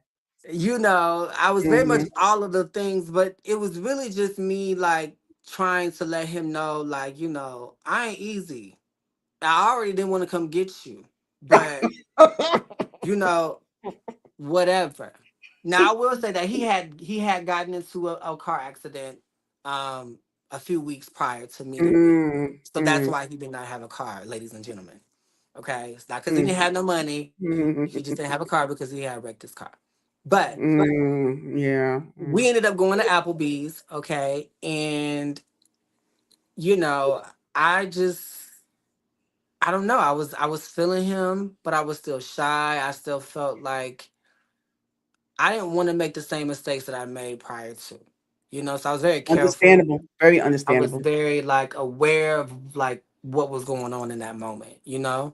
And I don't know, he said something like, "You ain't gotta be frowning like that. You ain't some I don't know." And then he ended up cracking the joke, I ended up laughing. Mm. And then I was like, Wow. You laughed? Oh, wow. I laughed. I Wow. smiled or smirked or You something said, like that. oh, wow. Um, That's impressive. if you can get me to smile, laugh, and Yes. like, you're probably my type of person. Like, I love Mhm, somebody who we can be in the middle of the street and it could be a million people there and you can do something mhm, crazy because you don't care what people think or say. mhm, Like, I like mhm. that. Yes, Like, yes. and our guy is that type of person. Like, he don't care. So y'all So developed your relationship. yeah, we developed Yeah. a relationship. That was our first date. We spent every day after that day together. Um, he ended up taking me on a real date, I think the next day or a few days after, or whatever. So he had me meet him at his house. He had like a sexy uh Uber. It was like, I forgot what type of Uber it was, but it was real sexy. I think it was an Uber Black, but it was real sexy. He had roses Hmm. waiting for me, and he Oh, was all standing right. outside the car, and I'm like, He did his big oh, one. He did this his was big this one. was Okay. cute, right? He would Okay. not tell me Okay. where we were going. It was a surprise. But you know me, like I was like, at this point, I'm locked in because once I meet somebody and like I know that like I really like you and I feel Right. that connection, I just kind of knew like, okay. So I wasn't giving him such a hard time. But I also kind of wanted to impress him. So, I showed up in my Balenciaga, honey, had my fedora Mm, on. I mean, I was real mm, cute, and I was giving much mm. boy, very pretty boy at that time. Yes. Yes. So I don't know. We just connected, and on our day, we ended up going to the bowling pin or something like that. It's like Fins and Feather with the little mini Okay. bowling pins or Mhm. whatever. They had like a food and drinks or whatever, like a cute little spot. And I kicked his ass in bowling. He paid for everything, so that was cute. I said, okay, all right. I like that. Um, but no, he was really, really my soulmate. I Mm. think the way to my heart was just him being authentically him, Mhm. him really like loving me from day one. You know what I'm Oh, saying? We had our ups and downs in the very beginning of our relationship, which I think brought us closer. We went through a lot of different things um, that most people don't go through within the first 6 months of being together. yeah. Yeah. Yeah. So that really brought us closer quicker. But I knew after that second date that I did not want to be with anybody else but him. I basically asked him, "So you gonna cut your hose off? Cause what we doing? Like at this point, you Mhm. my man. We together. We Oh, go wow. together. I mean, at this point, you at my house every day. I done gave you a front Like we closet, honey. exclusive now. Yeah. Yeah. And what's the point of you going home every day when you gonna be here after work anyway? Like you might as well just come on, Just yeah. come Yeah. on. Just yeah. So Just that's what happened. We ended up settling staying in. at my apartment, and we outgrew that. So once we outgrew that, we ended up moving to our own space once my lease was up. And that was our first place together, and we've Yes. been together every It was, oh, since. Yeah, happily ever after. So let me ask you this. So Yeah. because I And I know know you like run low on time. I know you run low on time. And I yeah, know she's waiting. yes, yes. Yeah, but I'm enjoying all of this. So but I want to know because you notice like most gay couples you have the masculine and the femme and but it's not very many gay couples who are both androgynous, so a lot of Mm. times do you receive not pushback, but some people that may have some type of like something to say about y'all you two together in the feminine aspect, but together. Um, if they do, I don't hear it. Okay. I mean, most people Mhm. either love it or don't understand it, but they respect it because of the love that we have for each other and how we Oh, handle each other. yes. Um, I think for me, in the beginning, I think because there's levels to androgynous, right? There's so many different levels to being androgynous. And I think in the beginning, I didn't really care about like what people would think. When he told me that he did drag, like I'm like, oh, okay, cool. You know what I'm saying? It wasn't like a thing for me to be like, oh, well, he's wear wigs and wears makeup because at that point I wasn't wearing makeup. Robert introduced me to makeup. I didn't Of course. have a clue about that. Now I definitely took care of my skin. Okay, definitely was on that pretty boy type of time, but I didn't really have information about makeup Yeah. and things of Right. that nature. When I thought about makeup, I thought Right. about like but there's different ways to wear makeup. Yes. Mhm.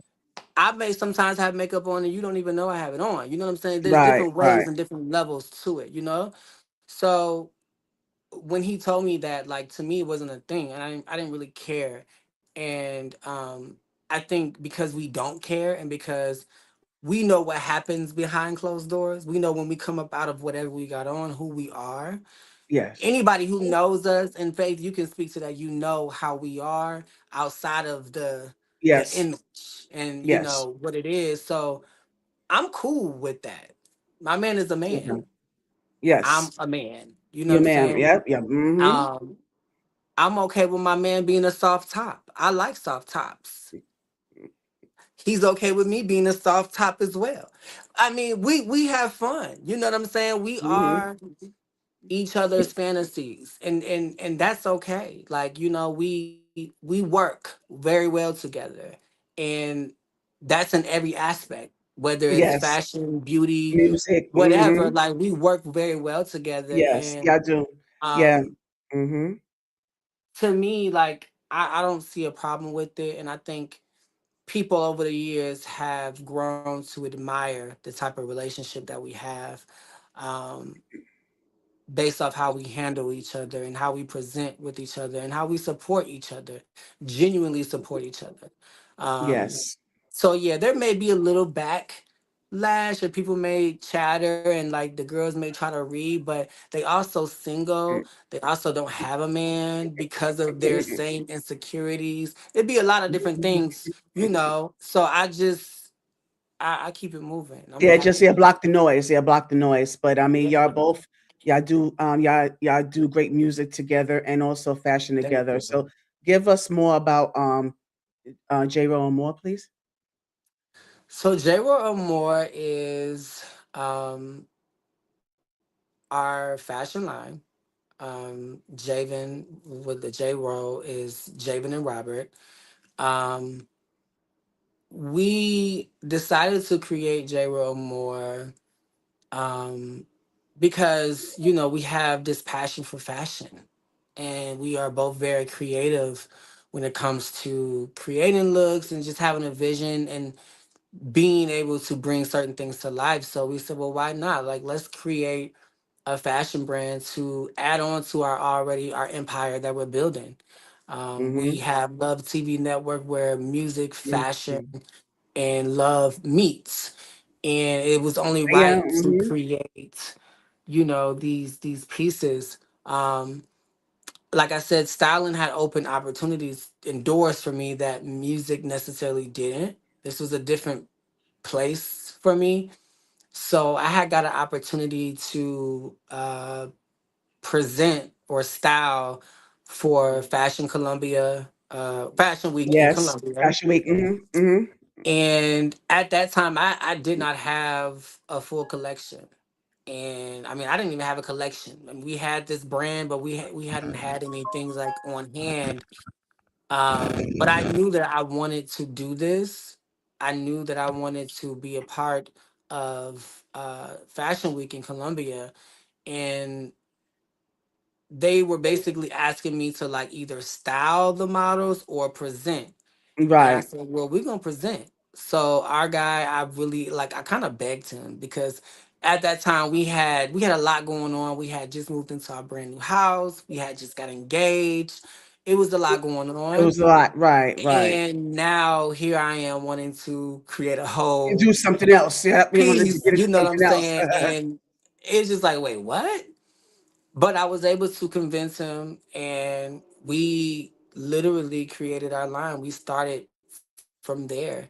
Um, Yes, Columbia Fashion Week definitely was the peak for me with like really styling and like really taking this thing seriously and wanting to do celebrity styling at this point, and like that really changed the trajectory of like my styling career is doing that Fashion Week.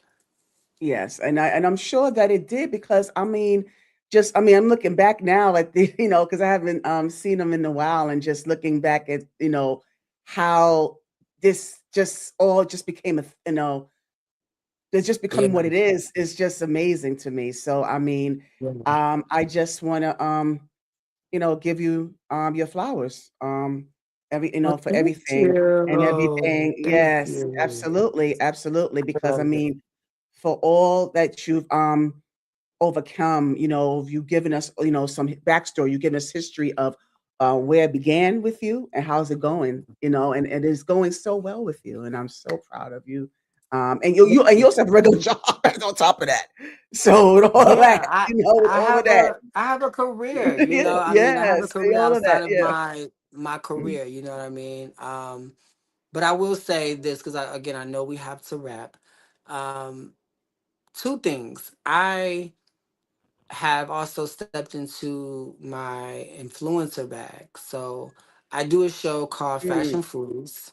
yes, Fashion yes. Foodies is literally like my baby that I'm growing. The concept basically comes from me loving fashion, but me also being a foodie. My husband is a Mhm. chef. Okay. My husband can cook down. Okay.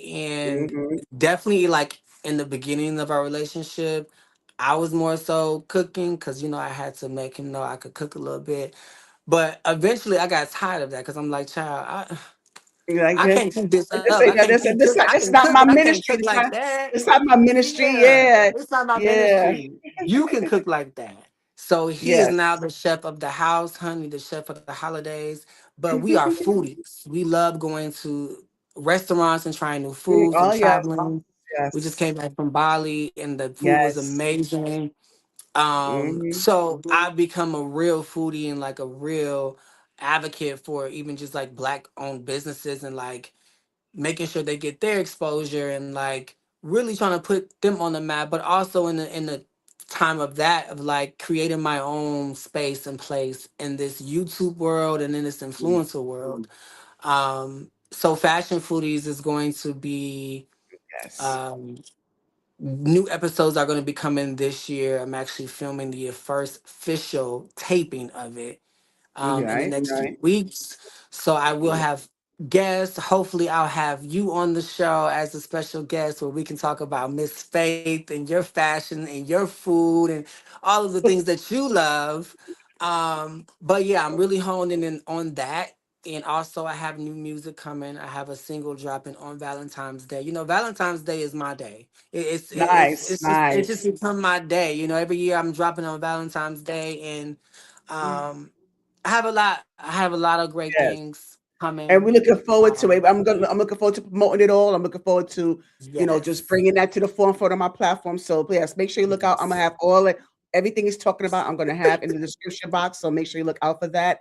Now I'm Don't gonna be have a little rushing bit. me off, girl. Don't be I'm rushing gonna me have a look. off. No, no, no. I appreciate you I'm because this is joking. because you don't really this is the most going to hear from Javen. So please enjoy this now because For sure. you're I'm not going to also hear this not on much from social Javen. media right now. So I'm Yeah, not on Instagram or Facebook or anything like you can go to my pages, but I'm not actively right, on any of that right now. I'm really right. focused and honed in. So yeah. This is So the you're gonna most be you're gonna on. get. Yeah, so you're gonna be more on YouTube.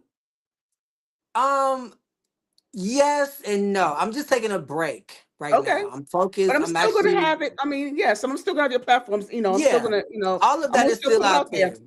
Yeah, It's I'm still still gonna put it there. out I there. haven't deleted anything. I'm just not Right. on the socials right now. But yeah, but I'm gonna have some But fun yeah. with you. And then I'm gonna ask like two questions I have to ask at the end of this interview before we wrap up. But I'm gonna have a Okay. little bit of fun with you. I'm not gonna do too much because I know our guy's waiting. Thank you. But thank you for your patience, our guy.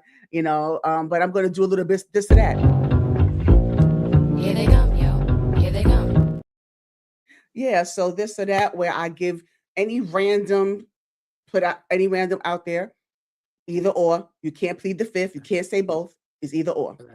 All right. Okay. And I'm gonna do a few. I mean, I can't do as much as I want to because of the time constraint, but here we go. All yours or your love. All yours. Mm. Both of those, check out both of those singles on Ja'Van Jerrod or platforms Your Love and All Yours. Those are the All Yours with the single that I just played for you in the beginning of the video, and then Your Love. This is one of my favorite songs as well. Check that out as well. All right. Um, K Michelle or Tamar Braxton. K Michelle. Okay. All right. So I said I can't. I can't compare. Oh no, I can't compare them. I'm sorry. Never mind. Forget it. I can't even Please compare them. don't. Please No, I don't. know. No, no. Okay. Janet Jackson or Madonna. Janet. They'll be biased. They'll be biased. All right, because they both. Because I said, don't sleep on Madonna. Madonna's a true legend out here. So Really? yeah, yeah, yes, really. You better do your homework. You better do your history lesson. Oh, No, no, no. Madonna. all right now, don't try it now. Madonna.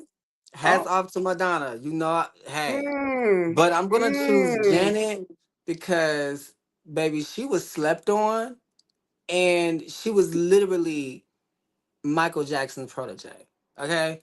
She Yeah, is she never been the slept on. I girl. don't think she slept on. I I don't think she think was she's slept been on. slept on. I No, I think don't she's think been so. slept on Mm-mm. because they Oh, don't really include mm-mm. her in those conversations of like the greats.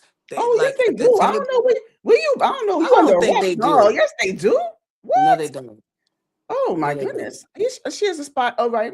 So Okay. I Well. wait. Mm, I saw a few different photos of like the greats, right? And they had Prince, they had Aretha Franklin, they had Michael Jackson, they had like all of the people there. And they had one seat and they said, who would you remove from this seat to have your greatest legend or whoever be seated mhm, at the mhm, table with them? mhm, mhm. Janet Jackson was never included in the conversation. And a lot of That's just one times, conversation. that's not one. There's a lot of different conversations Mm, that are had where mm, Janet Jackson's name is not brought up. And hmm. I say, and that's why I said that she slept on. I also feel like my generation, they don't really appreciate Janet Jackson the way that I do. Okay. But I do feel like she slept on and that she should get more recognition for the things that she's done for the culture. Got it. Duly noted. Salsa or guacamole? Salsa. Chips or nachos? Are they not the same thing? No. Tortilla. Well, you The said, tortilla. Not. I said like regular chips, like Lay's chips, like potato chips or nachos. oh, potato chips. Okay. I'm surprised you said that. Okay. 1999. Prince, Thriller, Michael Jackson. Oh, that's hard. I'm gonna say Prince. Okay. All right.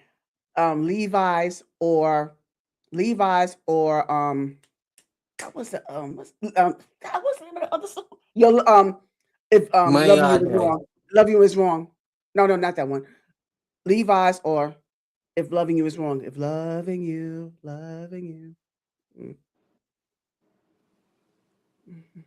Loving you. Right. Those are two singles from our guy. Please make sure you check those out. That's what I'm Yeah. referring to.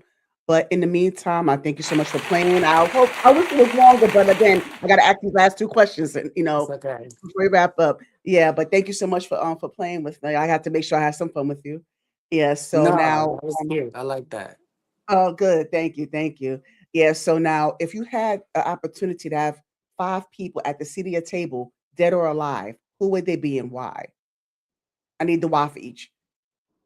Like the artist, No, anyone. Five people at the seat of your table. Anyone, dead or alive. Five people at the seat of the table. Who would they be and why? my husband. Um, Why? I mean, because who else? I mean, that's Yeah. my partner. That's my life Yeah, I partner. understand. I still need the why. That's my Yeah. best friend. Like that, you know. Um, my mother. Okay. That is my boo. She deserves the world. So if I can give her that, I will. Um, and I need her love and support. You know, I need that. Um, the third would be Tony Braxton. I'm Hmm. obsessed with Tony Braxton. I love Tony Braxton. Wow. She's the queen of Libras. Um, to me, like she Mm. embodies what a Libra is, and like Mm. she's timeless. She's Okay. classic, and like Mhm. she's sexy. She's a sex icon. That's a sex icon to me. Like Right. I don't Right. know, but I've always felt like she was like mother or like my sister. You know, like so Tony. Um,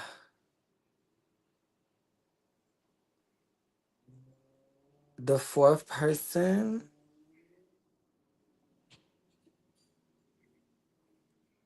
Oh my gosh. This is hard, Faith. I know. Um,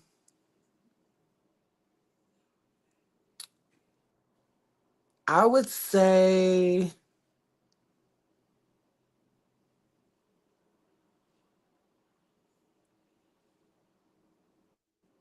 my younger sister, Mm. India.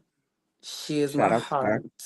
Okay. Um, she's one of my biggest supporters, so I know that Yes. you know she will be hyping me on and supporting me through whatever. Yes.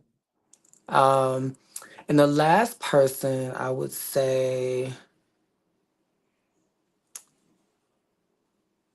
mm,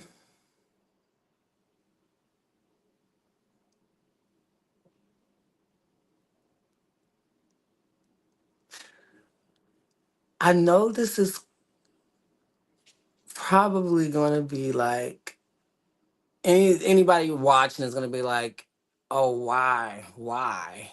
But I have my reasons, and I'm gonna tell you why. So the last person is gonna be Nicki Minaj, I knew it. I knew it. Onika Mhm. Tanya Mirage. Mhm. Mhm. The why is because the lady saved my life in a Mm. time where I felt alone, in a time where I wasn't sure of my sexuality, in a time where I wasn't sure that I could do this music thing.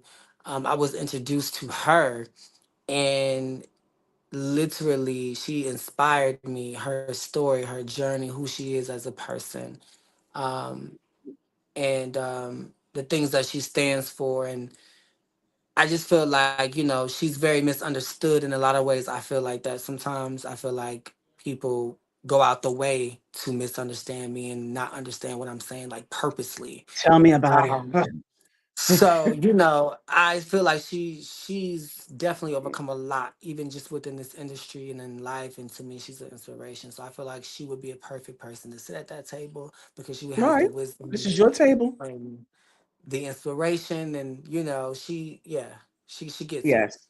Okay. Hey, it's your table. Now, who would Yeah. get the big piece of chicken and why? Oh, I would say my mama. My Okay. mama would Okay. get the big piece of chicken because she gonna share it with everybody anyway. So Oh, I love that. I love that answer. I love that. Yeah. Yeah. Thank you for that. Okay, Yeah. so now this is a question that I take from the late James Lipton from Inside the Actor Studio. So, Ja'Van Jerrod, when you enter into the pearly gates, what would you want God to say? Um,